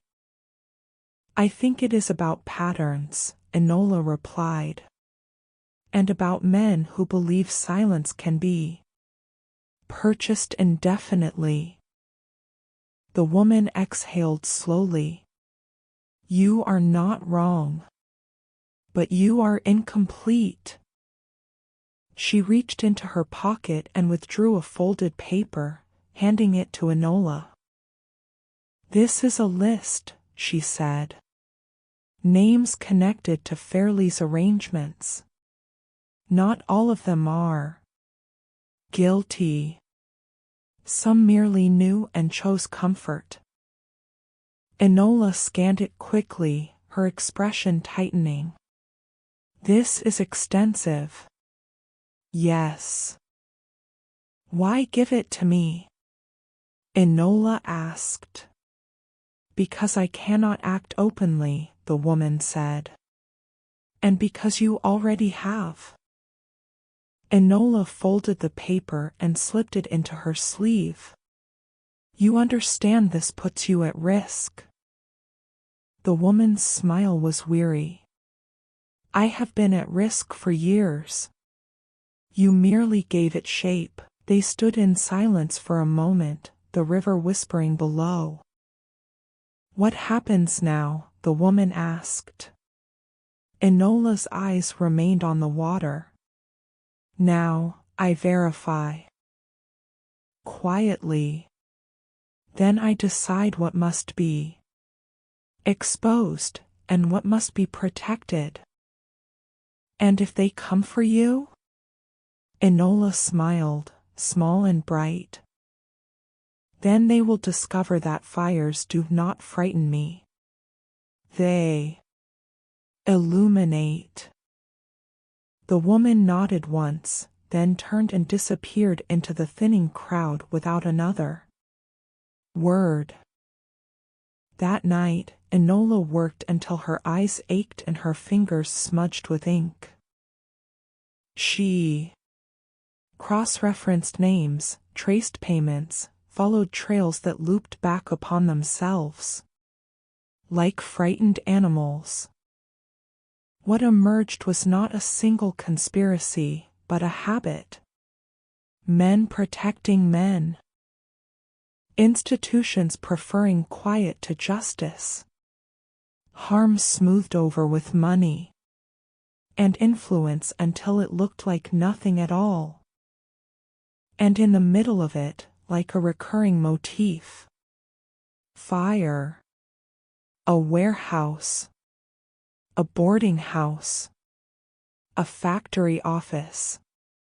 Always small enough to be dismissed, always destructive enough to erase something inconvenient. Enola leaned back in her chair, the unburned photograph catching the lamplight beside her. "They are not clever," she said softly. "They are merely consistent." Consistency was exploitable. She selected 3 names from the list and set the rest aside. One would be enough to start. The following morning, the newspaper carried a modest article on page 4. A reopened inquiry, the headline read. No details. No accusations. Just a notice that a fire long deemed accidental was to be examined. Again, prompted by newly discovered correspondence. Enola read it over tea and smiled. By noon, a second notice appeared in a different paper. By evening, a carriage waited too long outside her street. Silence, it seemed, had finally answered back. Enola closed her window and extinguished the lamp. This was the moment between steps, the pause before consequence. And she, Enola Holmes, stood quite comfortably within it, unafraid of what might come next. Because when silence broke, it rarely whispered. It cracked. And the sound, once made, could not be unmade. Chapter 10. The Cost of Being Seen. London did not explode into scandal. It shifted. Enola Holmes noticed it first in the pauses, those infinitesimal hesitations that crept into conversation, the way certain names were spoken more carefully, the way others vanished altogether. Silence, once comfortable, had grown uneasy. It no longer sat politely where it had been placed. That was always the first sign of success. She stood at the window of her lodging and watched the street below. The carriage remained parked across the way, its driver pretending great interest in a newspaper he had not turned in. Nearly 10 minutes. Enola smiled faintly.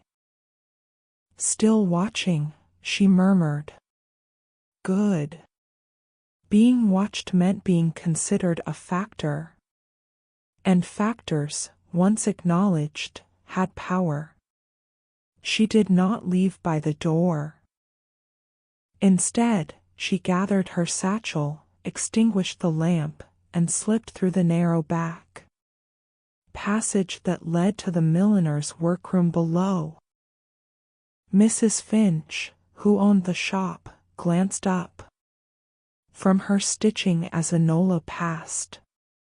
Out early, she asked mildly. Late, Enola replied. Depending on one's perspective. Mrs. Finch hummed and returned to her work. She asked no questions. She never did. Enola emerged onto the street 2 roads away, already part of the city's flow.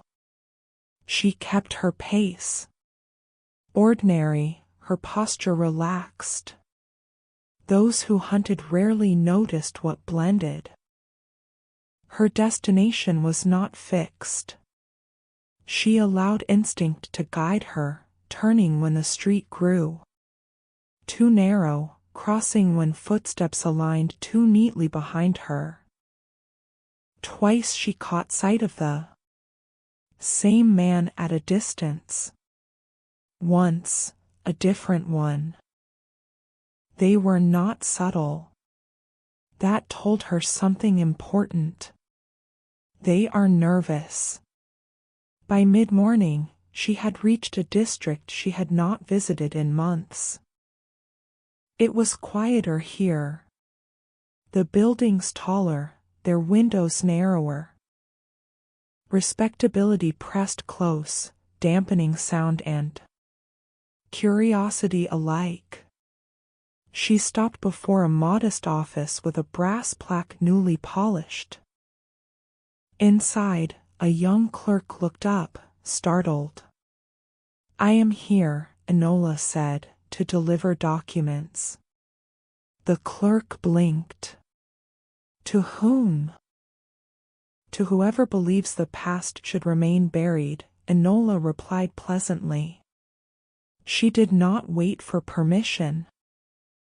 She set a sealed envelope on the counter. "What is this?" the clerk asked, alarm rising. "Copies," Enola said. "Nothing original, but enough to ask questions." The color drained from his face. "That," Enola added gently, "is the point." She left before he found his voice. By afternoon, consequences had begun to ripple outward. A man who had once signed checks without thought now refused to leave his house. Another canceled a dinner engagement due to ill health. A third dispatched a frantic letter to a solicitor who had not returned his calls. Enola learned this not from newspapers, but from overheard fragments, snatches of conversation caught in doorways, murmurs exchanged between people who believed themselves unobserved. Fear, she noted, was a far better motivator than guilt. She spent the later hours moving between quiet places, a second-hand bookshop, a narrow chapel left open to the public, a reading room whose attendant nodded at her without curiosity. In each place, she paused just long enough to listen. Her name did not surface. That, too, was intentional. She had learned early that the most effective disturbances were those no one could quite attribute. It was nearly evening when the city struck back. Enola felt it before she saw it, the subtle wrongness in the air, the way footsteps adjusted behind her to match her pace. She turned a corner and stopped abruptly. The man behind her did the same. He was well dressed, his coat cut expensively, his expression carefully neutral. He did not pretend surprise. "You are becoming inconvenient," he said. Enola examined him calmly. Inconvenience is often a synonym for accountability. He smiled thinly. "You enjoy this." "I enjoy fairness," Enola corrected. "This is merely adjacent." "You are interfering in matters beyond you," he said. "Men with resources do not appreciate exposure." "Men with resources," Enola replied, "have been exposed before. They survive. Others do not." His gaze sharpened. "You are alone." Enola smiled, small and bright. "Only in the ways that matter." She stepped past him before he could react. "You may inform your associates," she said lightly over her shoulder, "that I do not negotiate with threats. But I do respond to truth." She did not run. Running suggested fear. She had none to spare. That night, Enola returned to her room and locked the door behind her. She laid out her papers once more, reviewing them with a colder eye. This was the point at which many investigations faltered, not from lack of evidence, but from exhaustion. The temptation to stop, to declare victory too soon, crept in quietly. She did not indulge it. Instead, she selected one document and folded it carefully. This one would not be delivered quietly. She addressed it to a place that could not pretend not to receive it. When she sealed the envelope, she paused, listening to the city beyond her walls. Somewhere, men were speaking in hurried tones. Somewhere else, a fire was being remembered, not for what it destroyed, but for what it failed to erase. Enola sat back and allowed herself one small breath of satisfaction. Being seen had its costs. But invisibility, she had learned, cost far more. And Enola Holmes had never been willing to pay it. Chapter 11. The Weight of Consequence. The envelope left Enola Holmes's hand before sunrise. She posted it herself, walking 2 extra streets to ensure she was not followed, choosing a box that was used often enough to swallow a letter without comment, but not so often that it blurred into anonymity. When the slot closed with its dull, final sound, Enola felt the familiar tightening in her chest. There were acts that could not be undone. This was one of them. She did not linger. Lingering invited second thoughts, and second thoughts were luxuries Enola had long ago learned to do without. She returned instead to movement, to purpose, letting the city rearrange itself around her as it always did. By mid-morning, London had begun to murmur. It started with the bells, not ringing, but pausing. A delay at a meeting here, a cancelled appointment there. Men who had once moved through corridors of influence with careless ease now hesitated at thresholds, suddenly aware of how many doors could close at once.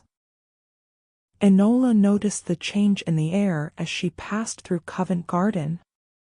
Voices dropped when certain topics arose.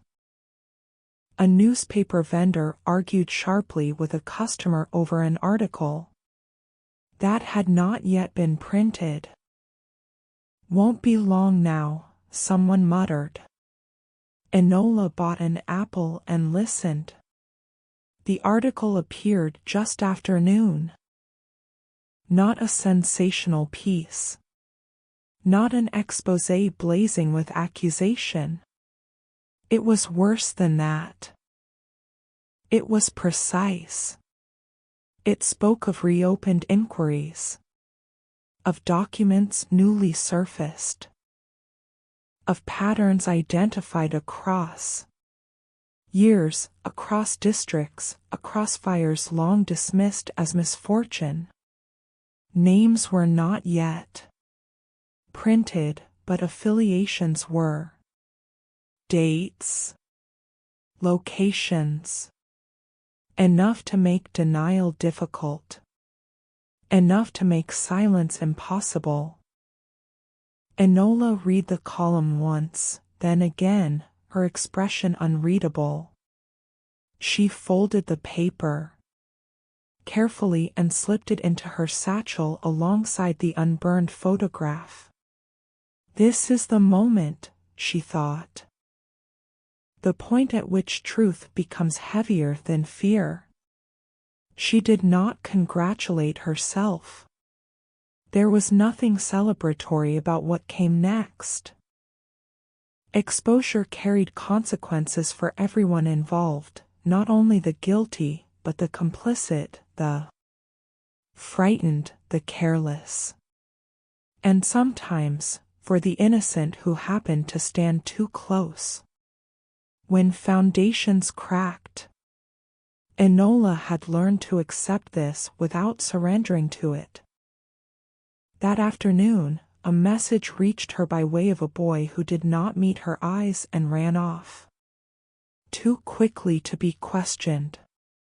You have been noticed by people who do not forgive. Enola read the words twice, then tore the paper into neat strips and dropped them into the grate. Good, she said softly. Then they understand the situation. She spent the remainder of the day preparing, not weapons, but contingencies. Places to go. Names to use. Letters to send if she did not return to collect them. This was not pessimism. It was discipline.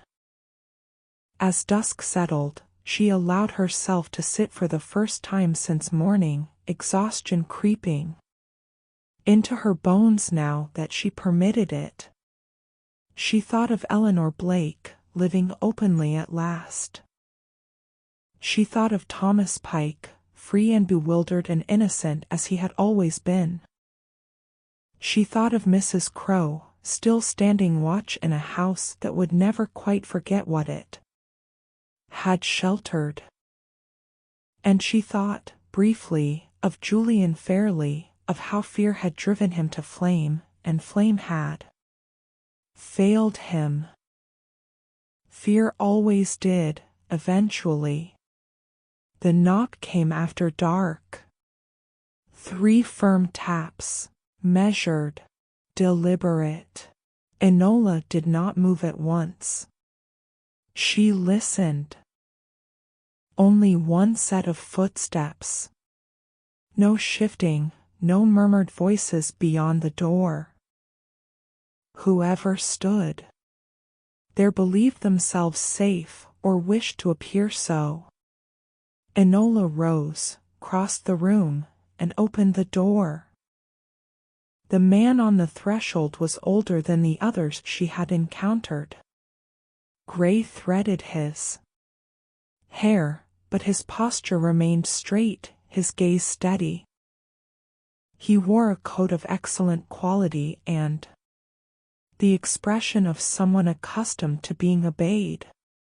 "Miss Holmes," he said. "May I come in?" "No," Enola replied pleasantly. "But you may speak." He studied her for a moment, then nodded.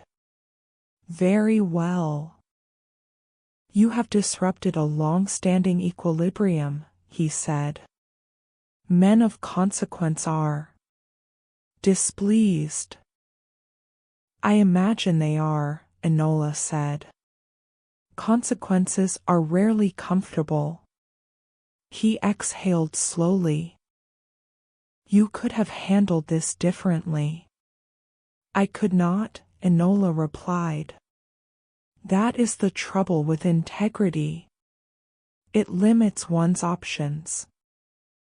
A flicker of something, amusement, perhaps, passed through his eyes.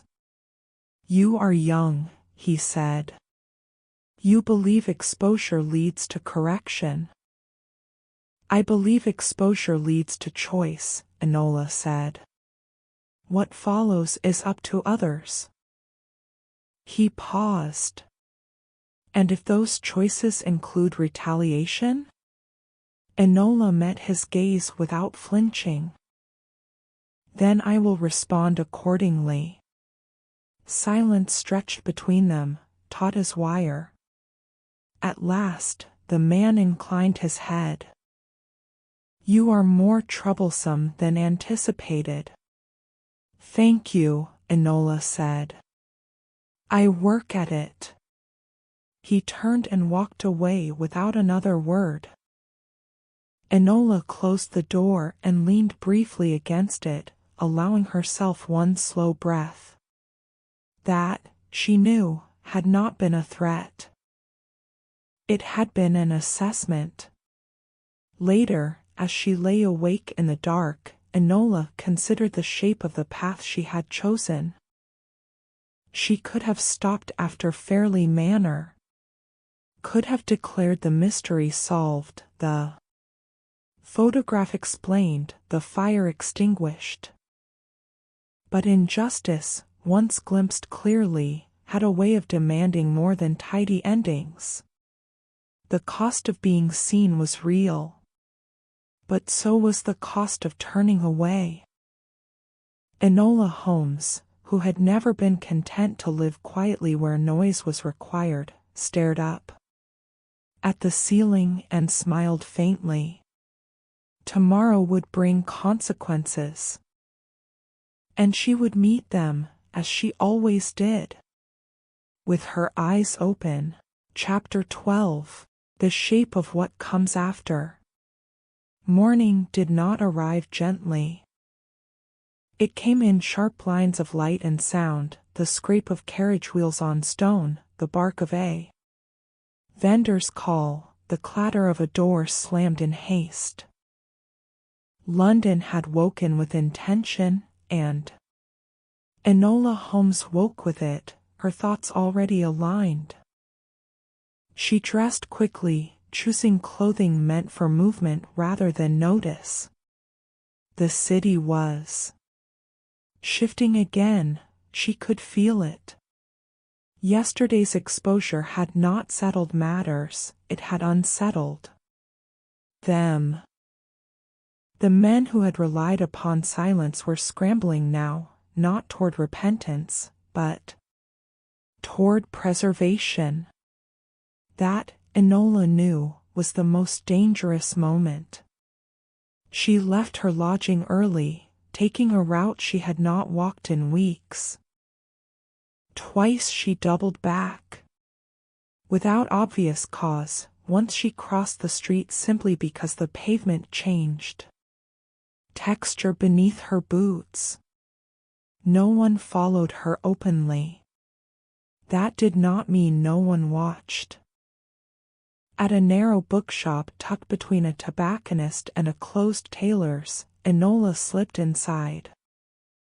The shop was dim, the shelves overcrowded, the air thick with dust and ink. It was precisely the sort of place Truth enjoyed. The proprietor looked up from a ledger and nodded once, neither surprised nor curious.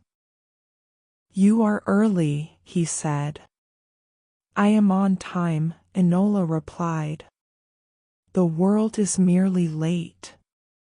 He grunted and gestured toward the back room. There, a woman waited. She was younger than Enola had expected, her hair pinned neatly, her posture rigid with controlled tension. Papers lay spread across the small table before her. "You came," the woman said. "I said I would," Enola replied. "You asked for help." The woman exhaled slowly. "I asked for clarity. I did not know whom else to trust." Enola took the chair opposite her. "Start at the beginning." The woman's hands trembled as she steadied them on the table. "My name is Margaret Hale. My brother worked at the warehouse that burned 3 years ago." Enola's gaze sharpened. "The one deemed accidental." "Yes," Margaret said. "He died inside. They said he was careless. But he was meticulous. Always."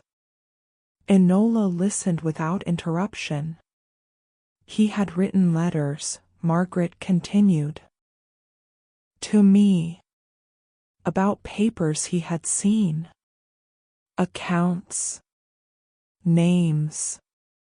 He said if anything happened to him, it would not be an accident." And then, Enola said quietly, "Something happened." Margaret nodded.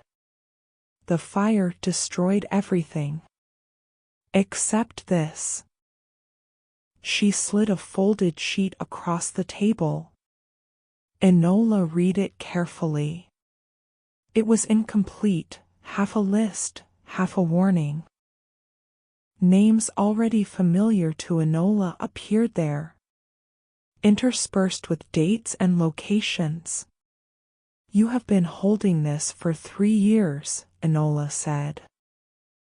"I tried to take it to the authorities," Margaret replied. "They told me to be grateful my family received compensation." Enola's jaw tightened. "And when you persisted?" "I was followed," Margaret said. "Threatened. Quietly. They never named themselves. They never had to." Enola folded the paper and returned it. "You did the right thing by waiting." Margaret laughed weakly. Waiting felt like cowardice. "No," Enola said firmly. "Waiting was survival. There is a difference." They sat in silence for a moment. "I cannot publish this," Margaret said. "But you can." "I will not," Enola replied. Margaret looked up sharply. "I will not publish you," Enola clarified. "Nor your brother. But this information will not remain idle." She tapped the paper lightly. "Truth does not always require a headline. Sometimes it requires pressure." Margaret swallowed. "What do you need from me?" "Nothing more," Enola said. "You have already given me what matters."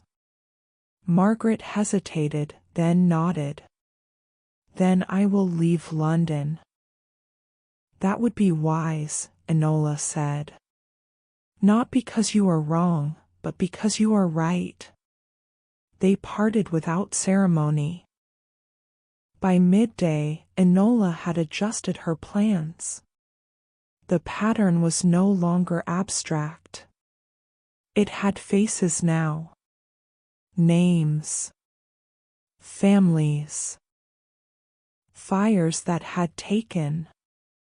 Lives and fires that had merely taken evidence, all arranged with the same indifferent efficiency. Someone had orchestrated this. Not a single man, but a collective habit, a shared understanding that silence could be maintained if its cost was distributed widely enough. Enola did not intend to confront that habit directly. She intended to exhaust it. She spent the afternoon delivering carefully chosen fragments of truth to carefully chosen places. Not enough to provoke denial, enough to provoke action. A clerk here, a junior official there. People high enough to worry, low enough to panic. By evening, London hummed with restrained alarm. Enola stood on a bridge and watched the river carry reflections downstream, the lights breaking and reforming endlessly. This was the shape of what came after justice's first knock, not resolution, but reckoning. She felt the familiar pull of fatigue, the kind that came not from physical exertion but from sustained vigilance. She welcomed it. Fatigue meant effort had been spent. As she turned away from the river, she nearly collided with a figure stepping into her path. It was the older man from before, the one with gray-threaded hair and a voice accustomed to authority. "You are making this difficult," he said. Enola regarded him calmly. "I was under the impression that was already established." He studied her. "You could still stop." "I could," Enola agreed. but then others would not. He frowned. You believe this ends with you? No, Enola said. I believe it begins beyond me. For the first time, his composure faltered. You are dangerous, he said quietly. Enola smiled, not unkindly. Only to those who mistake quiet for safety. She stepped past him and continued on her way, her stride steady. Behind her, the city shifted again, ever so slightly, adjusting to a truth that refused to be smothered by fire or fear. And Enola Holmes, aware that she had crossed another invisible threshold, did not look back. The case had grown larger than any single photograph. But it had begun with one. And that, she knew, mattered. Chapter 13. The Trap That Closes Slowly. Enola Holmes had never trusted sudden victories. They were too neat, too eager to declare an ending where only a pause existed. What she trusted instead were shifts, the gradual tightening of space, the subtle narrowing of choices. Those were signs of a trap doing its work. And a trap, once set, did not require rushing. The morning after her encounter on the bridge, Enola altered nothing and everything. She took breakfast at the same hour. She walked familiar streets. She allowed herself to be seen by the same shopkeepers, the same passers-by. To anyone watching, she appeared unconcerned, perhaps even unaware of the pressure building around her. In truth, she was counting. By mid-morning, 3 letters arrived.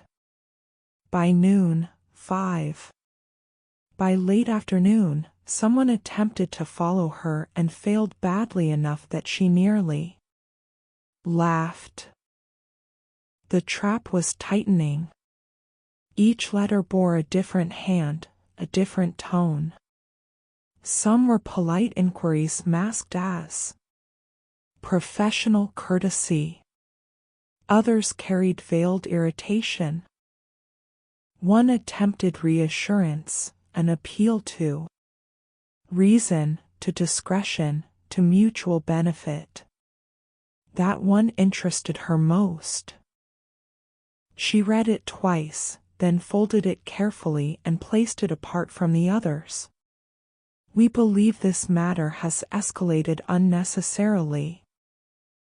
There may be value in a private conversation. Yes, Enola thought. That was precisely the point. She spent the early afternoon preparing, not by gathering weapons or allies, but by arranging information. She divided her papers into 3 sets, each incomplete on its own, each dangerous when combined with the others. One she hid. One she carried. One she entrusted to a place she did not intend to revisit soon. Insurance, she called it. By the time dusk settled, she had decided how to respond. She wrote a note of her own. Private conversations are best held in public places. Tomorrow, 7 o'clock. The Crown Arcade. She signed it simply. E. The Crown Arcade was fashionable without being fashionable enough. It attracted people who liked to be seen without being examined too closely, politicians' cousins, financiers, acquaintances, men who believed anonymity could be purchased with the right tailor. Enola arrived early. She chose a bench with a clear view of the entrances and sat with her hands folded, appearing to wait for nothing in particular. The crowd flowed around her, the low murmur of conversation blending with the echo of footsteps beneath the glass roof. At precisely 7 o'clock, 3 men entered. They did not arrive together. One came from the north entrance, brisk and irritated. Another drifted in from the east, his expression carefully neutral. The third arrived last, moving slowly, his posture relaxed in a way that suggested confidence rather than comfort. Enola rose. The men noticed her at once. That told her everything she needed to know. She gestured toward the bench beside her. "Gentlemen," she said lightly. "How kind of you to accept." The man from the north frowned. "This is highly irregular." "Indeed," Enola replied. "I find irregularity clarifies character." The slow-moving man studied her with interest. "You are younger than expected." "So are your mistakes," Enola said. "But here we are." They sat. The space between them hummed with restrained hostility. "You have been disseminating information," the neutral man said, "in a manner that could be described as destabilizing." Enola smiled. "Truth often lacks good manners." "You are forcing our hand," the first man snapped. Enola tilted her head. "I was under the impression your hands had been busy for years." The slow-moving man raised a hand slightly. "Let us not posture. Miss Holmes, you have uncovered patterns that were never meant to be connected." "Patterns do not require permission," Enola replied. "Nevertheless," he said, "there are consequences." "Yes," Enola agreed. "I am counting on them." The men exchanged glances. "You want something," the neutral man said. "Name it." Enola did not hesitate. "I want you to act." Silence fell. Publicly, she continued. "Quietly, if you prefer, but decisively. Reopen inquiries. Withdraw. Influence. Allow investigations to proceed without interference." "And if we refuse?" the first man demanded. Enola reached into her satchel and withdrew a slim packet of papers, not the most dangerous set, but enough. "These," she said calmly, "will travel further than I ever could." The slow-moving man's gaze sharpened. "You would risk escalation." "No," Enola said. "I would ensure it." Another silence. This one heavier. "You are proposing blackmail," the neutral man said. "No," Enola replied. "I am proposing accountability. Blackmail seeks benefit. I seek correction." The slow-moving man leaned back, considering her anew. "You are very certain of your position." "I am certain of my timing," Enola said. "You are already exposed. I am merely offering you the dignity of choosing how." For a long moment, no one spoke. At last, the slow-moving man nodded once. We will consider your proposal. Enola smiled faintly. Do so quickly. Silence is no longer on your side. She stood, leaving the papers on the bench between them. Those are copies, she added. I keep the originals. She turned and walked away without looking back, her footsteps light against the tiled floor. Behind her, the men sat very still. That night, Enola did not return to her lodging.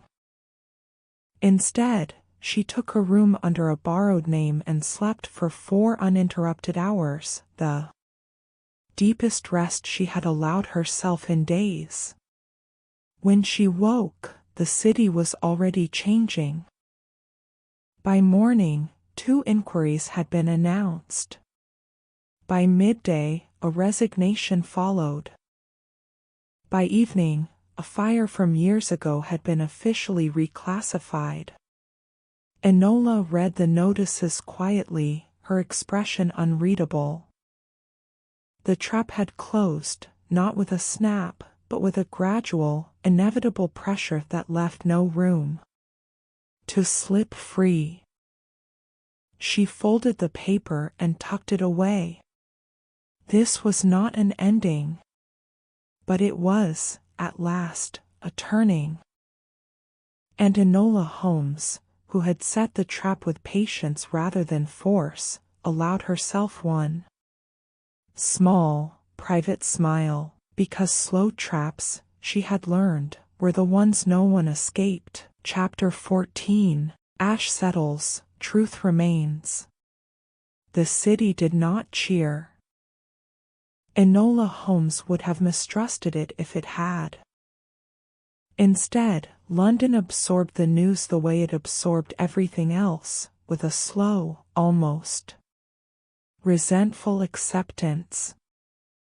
Notices appeared. Committees convened. Words like review and reassessment crept into official language, heavy with implication. Men who had once moved confidently through corridors now did so with measured steps, as though the ground itself had grown uncertain beneath them. This, Enola knew, was the true aftermath. Not applause, not outrage, but adjustment. She moved through the city quietly in the days that followed, observing rather than interfering. She read newspapers in public rooms, listened to conversations on omnibuses, lingered just long enough in doorways to catch the edges of truth as it passed between people who believed themselves unremarkable. The pattern was breaking. Not everywhere. Not cleanly. But enough. And that, she reminded herself, was all one could ever reasonably expect. She received no further threats. That concerned her. Threats were crude but honest. Silence, after such upheaval, suggested recalculation. Someone was deciding whether she was still worth the effort. She did not make herself scarce. Nor did she make herself visible. Instead, she became present, appearing in places that mattered just enough to remind certain people she still existed, while remaining frustratingly unreachable when approached directly. One afternoon, she stood in a gallery corridor outside a committee chamber, examining a painting she had no interest in. 2 men exited the room behind her and fell silent when they noticed her. She did not turn. The pause was enough.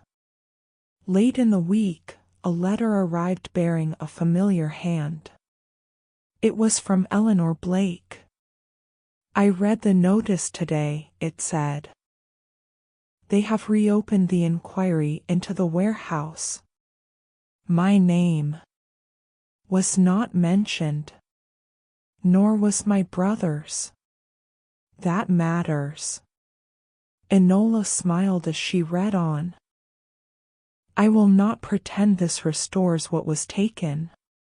But it restores something else, dignity, perhaps. Or the knowledge that we were not forgotten. The letter ended simply. You did not burn. Enola folded it carefully and placed it among her papers. Some truths, she thought, did not need further tending. They would grow on their own now, slow and stubborn, like ivy against stone. Fairly Manor changed hands before the month was out. Enola did not attend the reading of the will, though she knew its contents well enough. Mrs. Crow wrote to inform her that the house would be sold, the proceeds divided according to the amended terms. Eleanor Blake's portion had been arranged quietly, with no name attached that could be traced by curious eyes. It is finished, Mrs. Crow wrote. At least, for this house. Enola believed her. Houses, like people, could only carry so much before something gave way. The older man, the one with gray-threaded hair and measured authority, did not reappear. That, too, was information. Men like him did not vanish entirely. They withdrew, repositioned themselves, waited for the ground to cool. He would surface again somewhere else, wearing a different name, advocating restraint and discretion with the same careful tone. Enola did not imagine she had defeated him. She had merely made him cautious. That would have to suffice.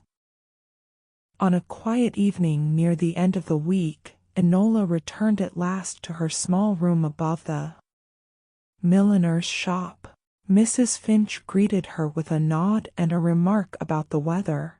Nothing more. Enola closed her door and unpacked her satchel slowly. The unburned photograph lay wrapped in cloth at the bottom. She took it out and studied it one last time. The scorch marks had not changed. The faces remained clear. Lord Fairlie and Eleanor. Blake stood frozen in that moment of captured light, one bound by fear and reputation, the other by defiance and consequence. The photograph had done its work. It had refused destruction. It had insisted upon being seen. And in doing so, it had pulled a thread that unraveled far more than anyone had intended. Enola rewrapped it carefully. Some artifacts, she decided, were not meant for display. They were meant as reminders. She placed it in a small tin box along with her notes, sealed the lid, and slid it beneath the floorboard she had loosened long ago for just such purposes. Not hidden. Safeguarded. As she prepared for bed, fatigue settled over her at last, not the sharp exhaustion of danger. Narrowly avoided, but the deeper weariness that followed sustained effort. She welcomed it. This case was nearly finished. One last thing remained. Not a confrontation. Not a revelation. But a choice.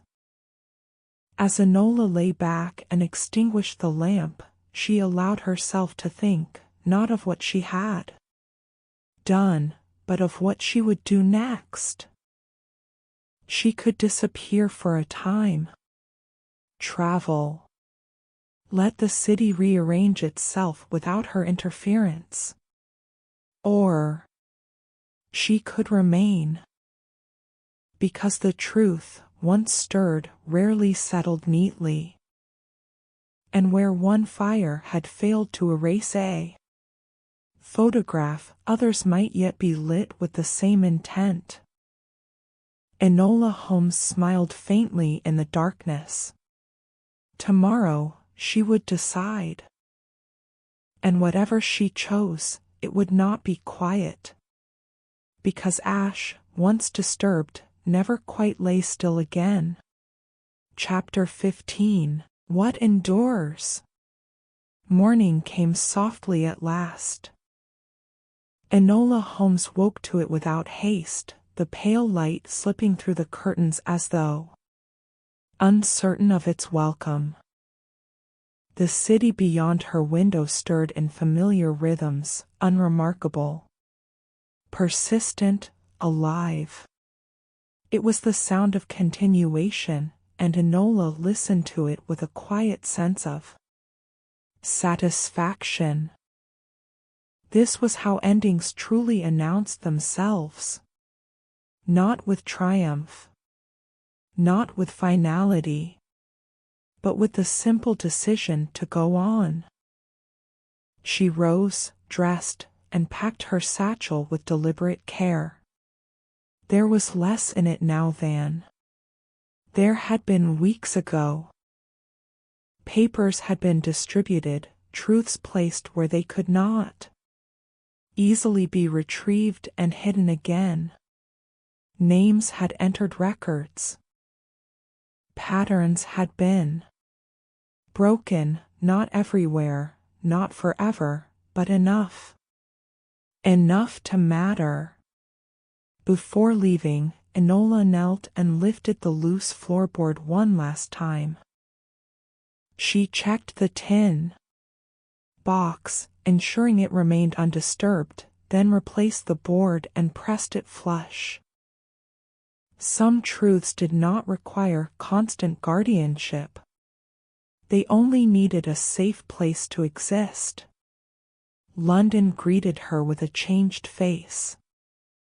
Not dramatically so. The streets had not rearranged themselves, nor had the people grown suddenly wiser or kinder. But there was a faint shift beneath the surface, a tension eased, a caution newly learned.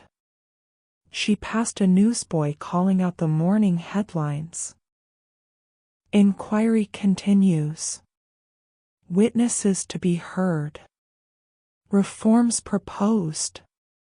Words, always words. But words, Enola knew, were how change learned to speak. She walked without destination for a time, allowing the city to carry her. At a narrow crossing, near the river, she paused and leaned against the railing, watching the water slide past with its usual indifference. So much had been thrown into that river over the years, evidence, secrets, bodies, confessions, never spoken aloud. And yet it flowed on, unburdened by memory. People, unfortunately, were not so fortunate. She thought of Eleanor Blake, living now without disguise. Of Margaret Hale, who would leave London carrying grief but no longer fear. Of Mrs. Crowe, standing watch until her service was no longer required. And yes, even of Julian Fairley, sitting with the consequences of choices made under the mistaken belief that fire erased responsibility. The photograph had refused to burn. So had the truth. Later that afternoon, Enola climbed the familiar steps to a quiet rooftop overlooking the city. She liked it there. It reminded her that London, for all its noise and cruelty and contradiction, was built by hands, fallible, grasping, hopeful hands. From here, the city looked almost gentle. She took out a small notebook and wrote a single line, then tore out the page and folded it carefully. Not a record. Not a warning. A reminder. She tucked it into her pocket and let the notebook fall closed. Her work here, for now, was finished. As dusk approached, Enola descended and walked toward the station, her steps light, her posture unhurried. She had not decided where she would go. That, too, felt right. Possibility had returned. At the edge of the platform, she paused, sensing, without quite knowing why, that this was the true end of the matter. Not the arrests, not the inquiries, not even the slow rearranging of power. But this moment. A mystery begun in ash had ended in choice. She smiled to herself. Enola Holmes had never believed in perfect justice. She believed instead in persistent justice, the kind that refused to be silenced, that survived fire and fear and fatigue alike.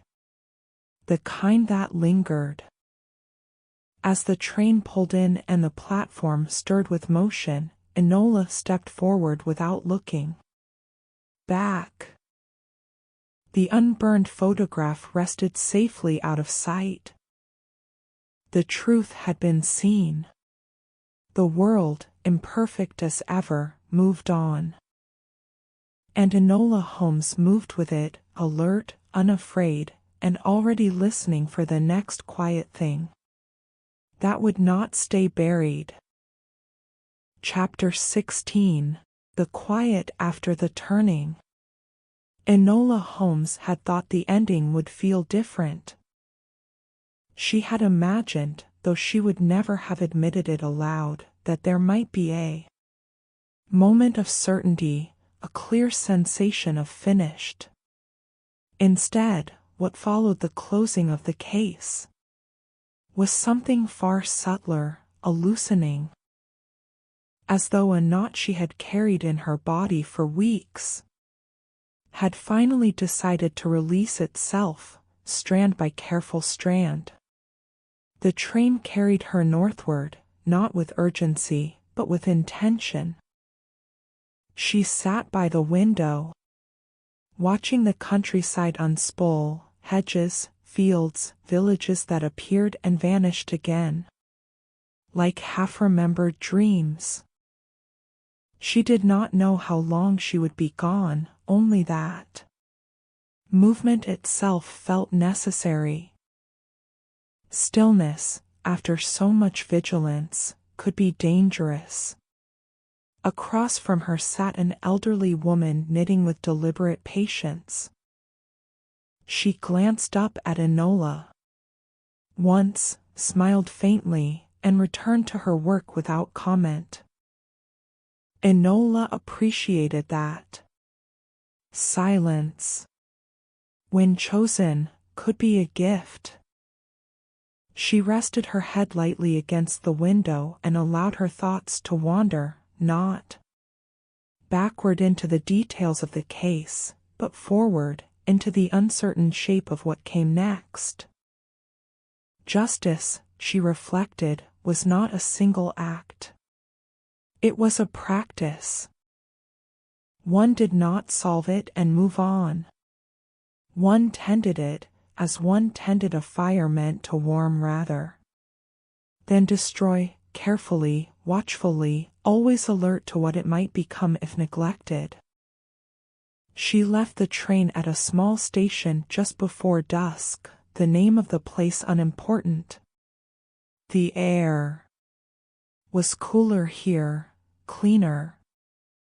The sky stretched wide and unclaimed, and Enola breathed more deeply than she had in days.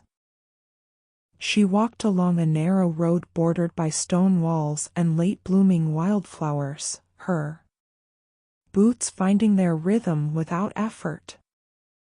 Somewhere ahead, a cottage chimney smoked gently. The scent of burning wood carried softly on the breeze. Fire, she thought again, but this time, contained. She smiled. The case of the unburned photograph had changed her in ways she did not yet fully understand. It had taught her patience on a larger scale, shown her how quiet systems of harm endured not because they were strong, but because they were habitual.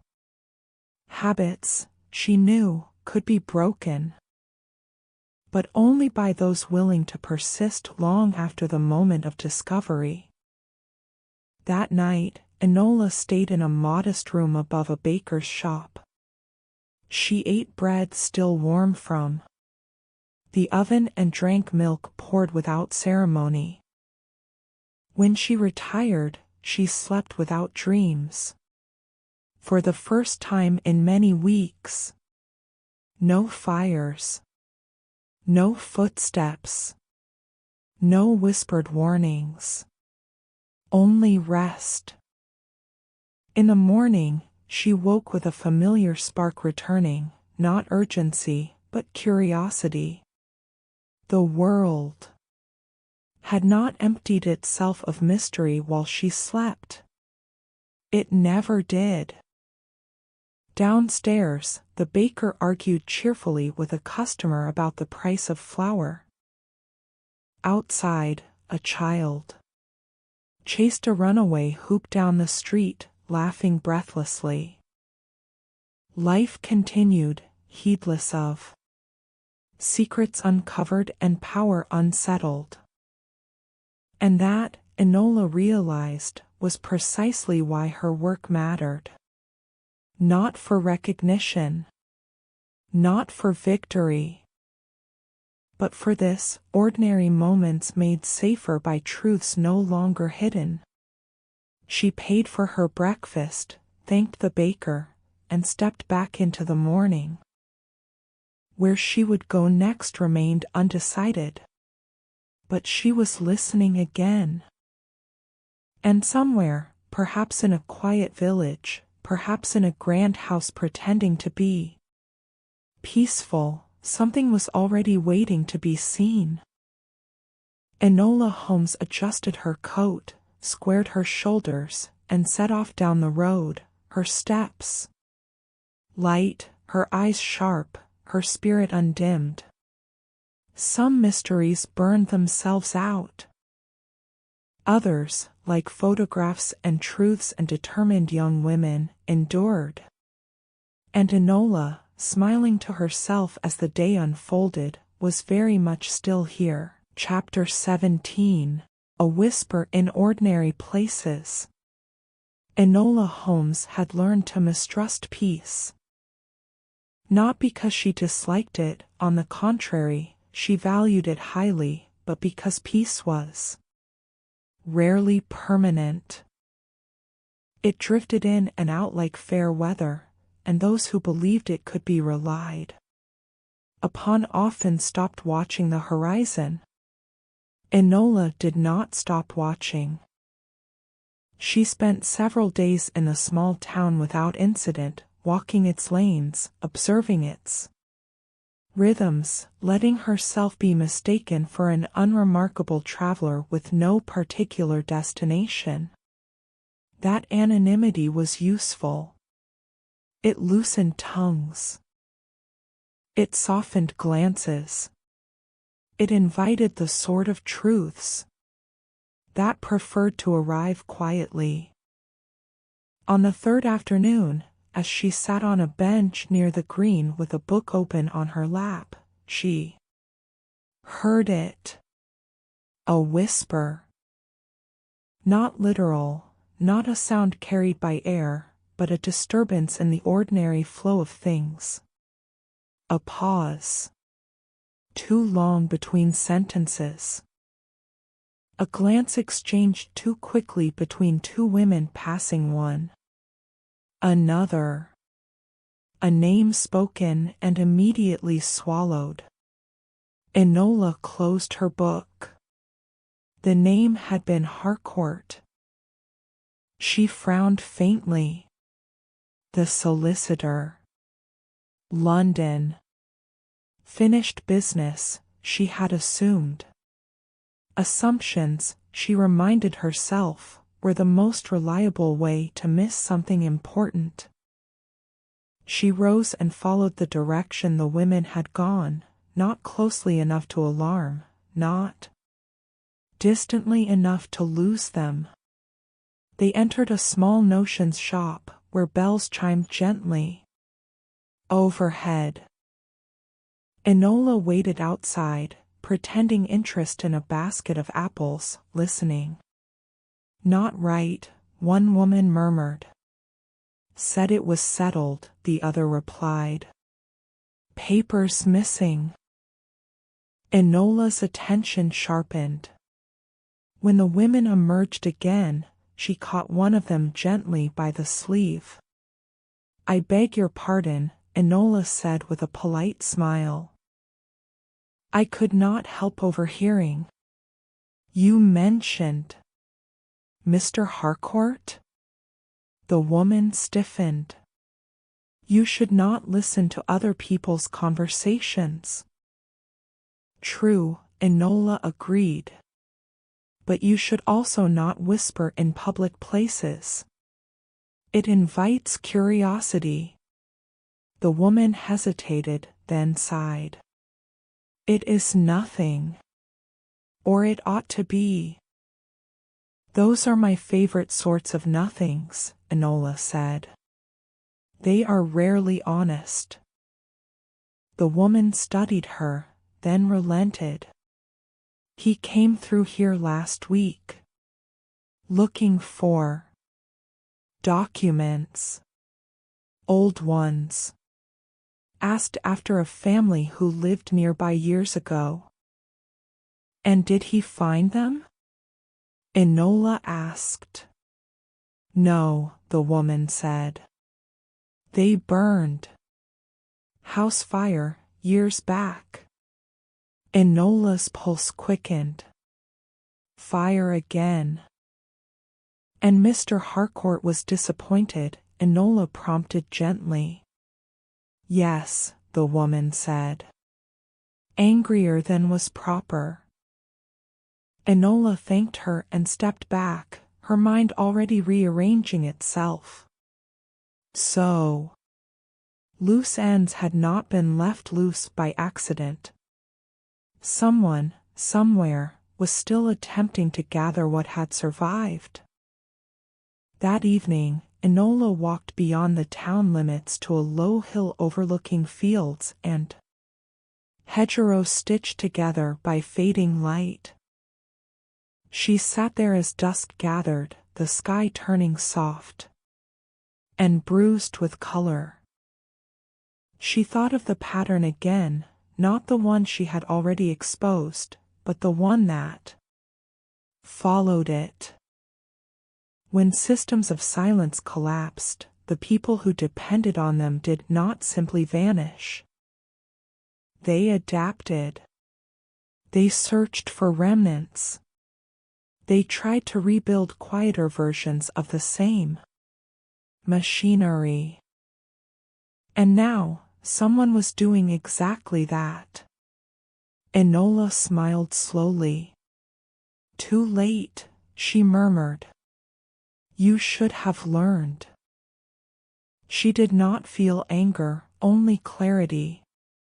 Tomorrow, she would return to London. Not because the city demanded her attention, but because it always hid the next chapter in plain sight. Because men like Harcourt believed distance and delay would dull vigilance. They were wrong. That night, she wrote again. Not records this time. Not warnings. Plans. Measured. Patient. Unassuming. She would not confront Harcourt directly, not yet. She would allow him to move, to believe. Himself unobserved, to reveal who else still clung to the ashes of old fires. Traps, she knew, were most effective when the quarry walked willingly into them. As Enola lay back on the narrow bed, the window open to the night air, she felt the familiar hum. Return, not urgency, not fear, but purpose. The unburned photograph had ended one story. But it had also taught her something enduring. Truth, once it survived destruction, became dangerous to those who relied on forgetting. And Enola Holmes, eyes open in the dark, was very good at remembering. Tomorrow, she would follow the whisper. Quietly. Carefully. Relentlessly. Chapter 18. The Embers Stir. Enola Holmes returned to London under a sky the color of unpolished steel. The city greeted her without recognition, which was precisely how she preferred it. London. Never remembered faces, only disturbances. And she had learned to arrive without making one. She did not go back to her old lodging. Instead, she took a small room near the river, chosen less for comfort than for vantage. From its narrow window, she could watch movement, boats drifting past, pedestrians pausing, carriages slowing where they had no reason to slow at all. Patterns, always patterns.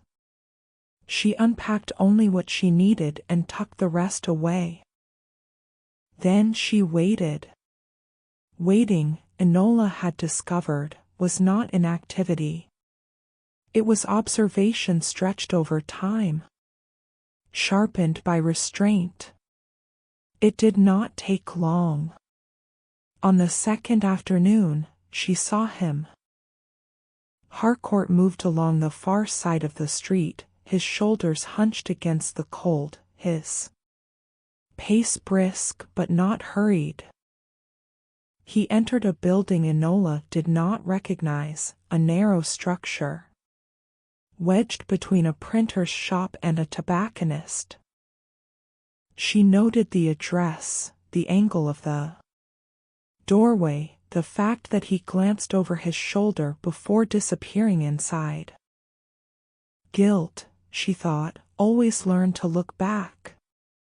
Enola waited 10 full minutes before leaving her room. Then she descended the stairs, crossed the street, and entered the printer's shop as though she belonged there. Inside, the air smelled of ink and damp paper. A man behind the counter barely looked up as Enola pretended interest in a stack of broadsheets. Busy day, she remarked lightly.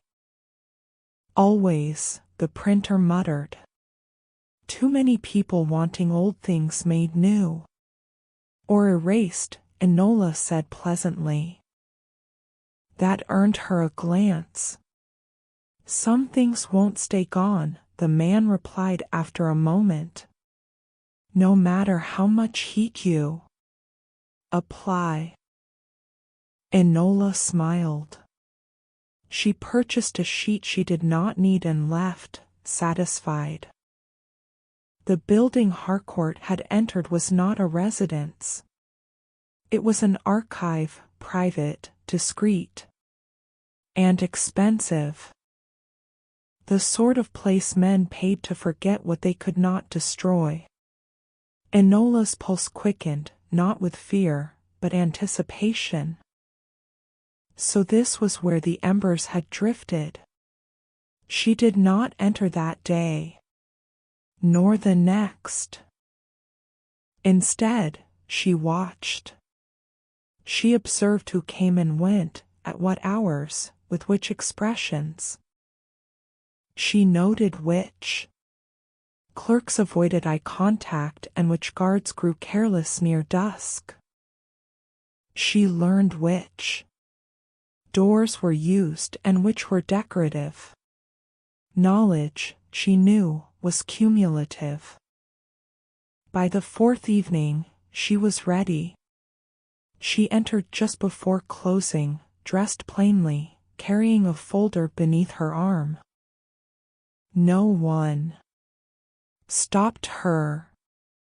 People rarely stopped those who appeared to have every right to be where they were.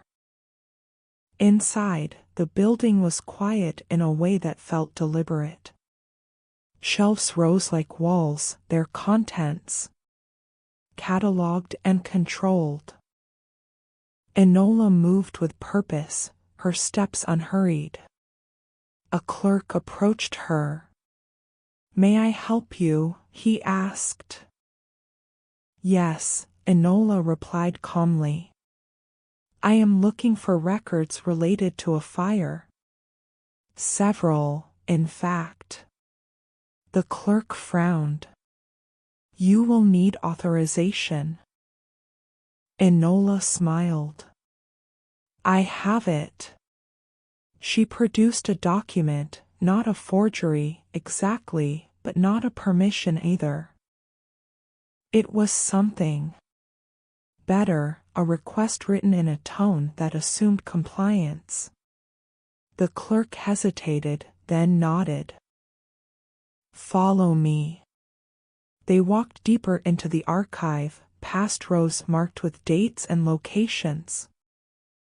Enola's gaze skimmed the labels, her mind already arranging what she would find. They stopped at a table. "These are the files you requested," the clerk said. "But I must ask."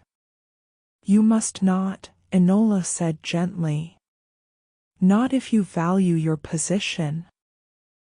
The clerk swallowed and stepped away. Alone at last, Enola opened the first folder. Her breath caught. Some documents had survived. Charred at the edges. Incomplete, but legible. Names she recognized appeared again. Payments. Instructions.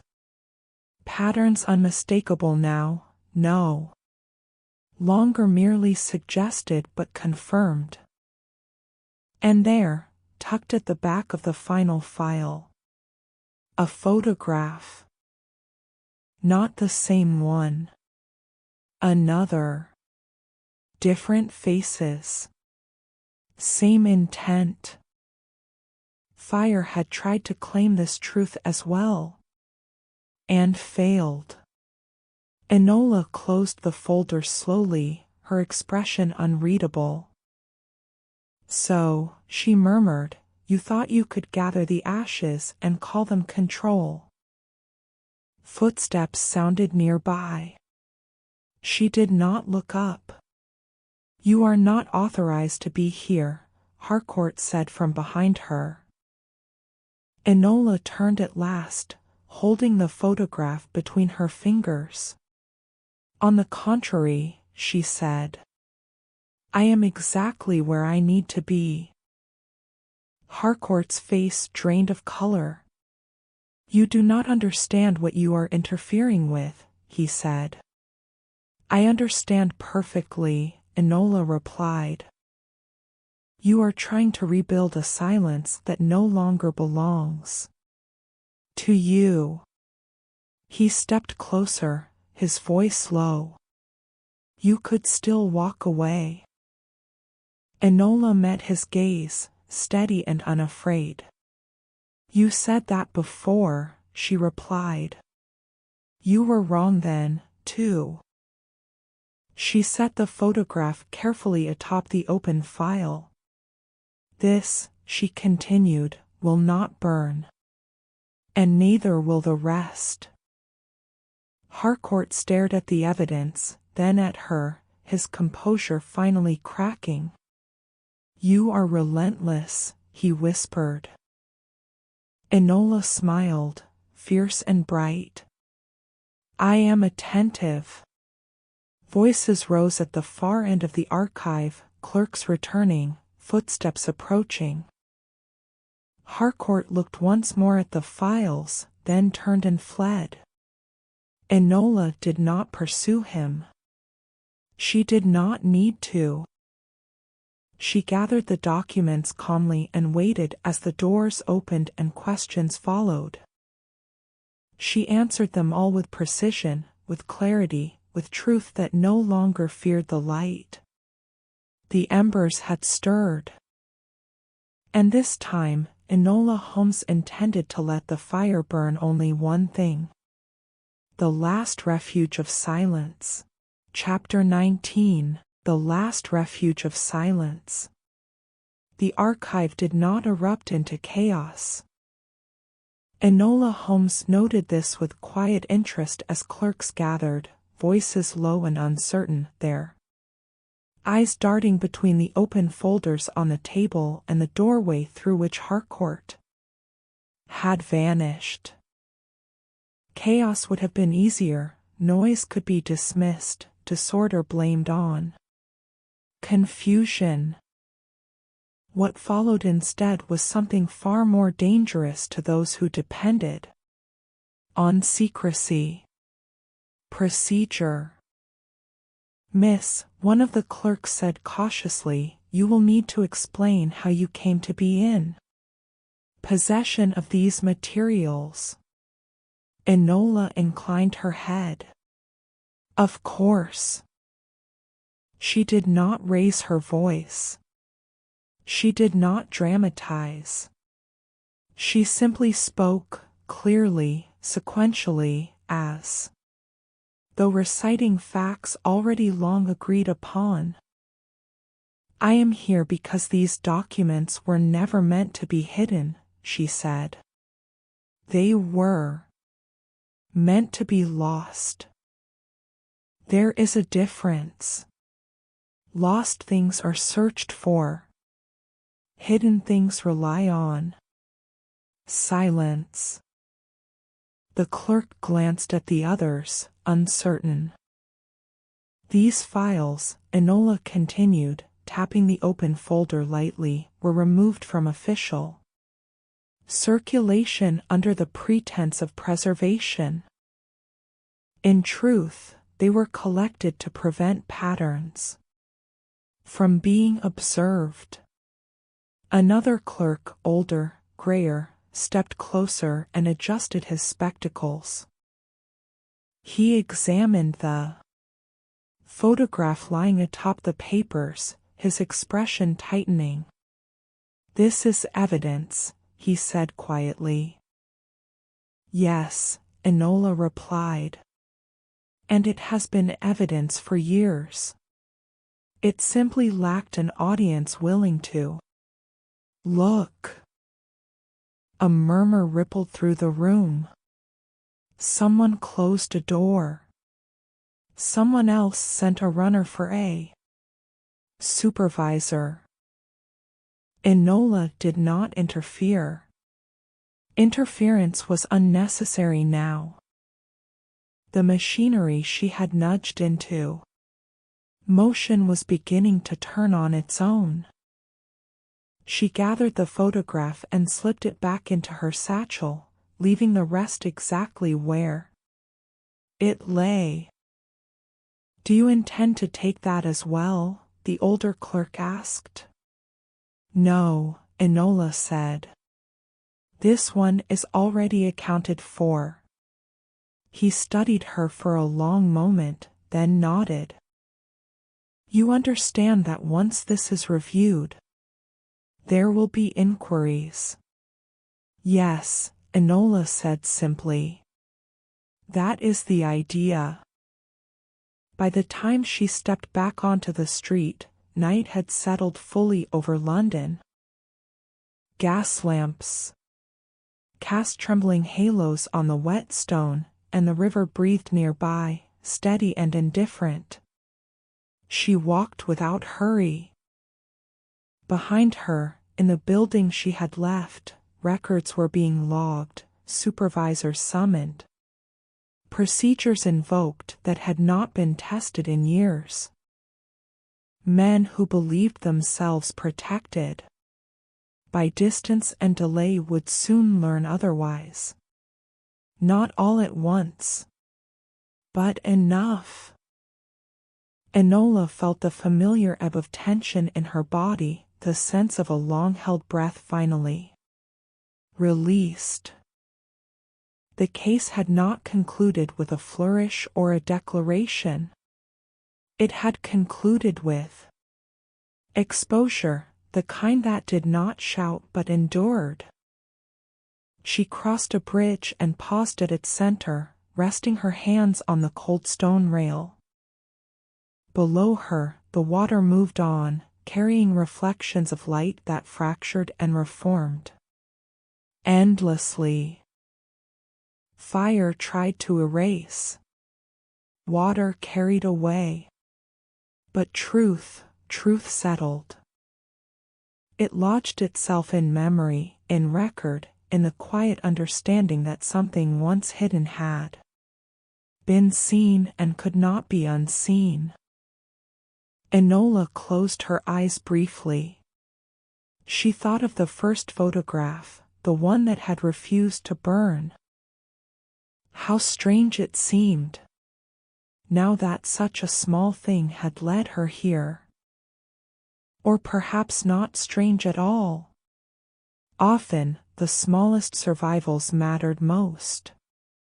She did not return to her room that night. Instead, she walked until her feet ached and the city thinned, until London loosened its grip and became something almost gentle. Near dawn, she found a bench overlooking the river and sat, watching the light creep back into the world. A man passed by and tipped his hat. A woman hurried past with a basket of bread.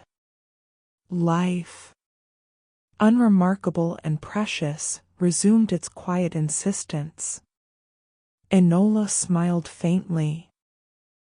The refuge of silence had been breached, not with fire, not with force, but with attention. With patience. With a refusal to look away. She rose as the sun cleared the rooftops. There would be statements, questions, perhaps even gratitude, though she had never required it.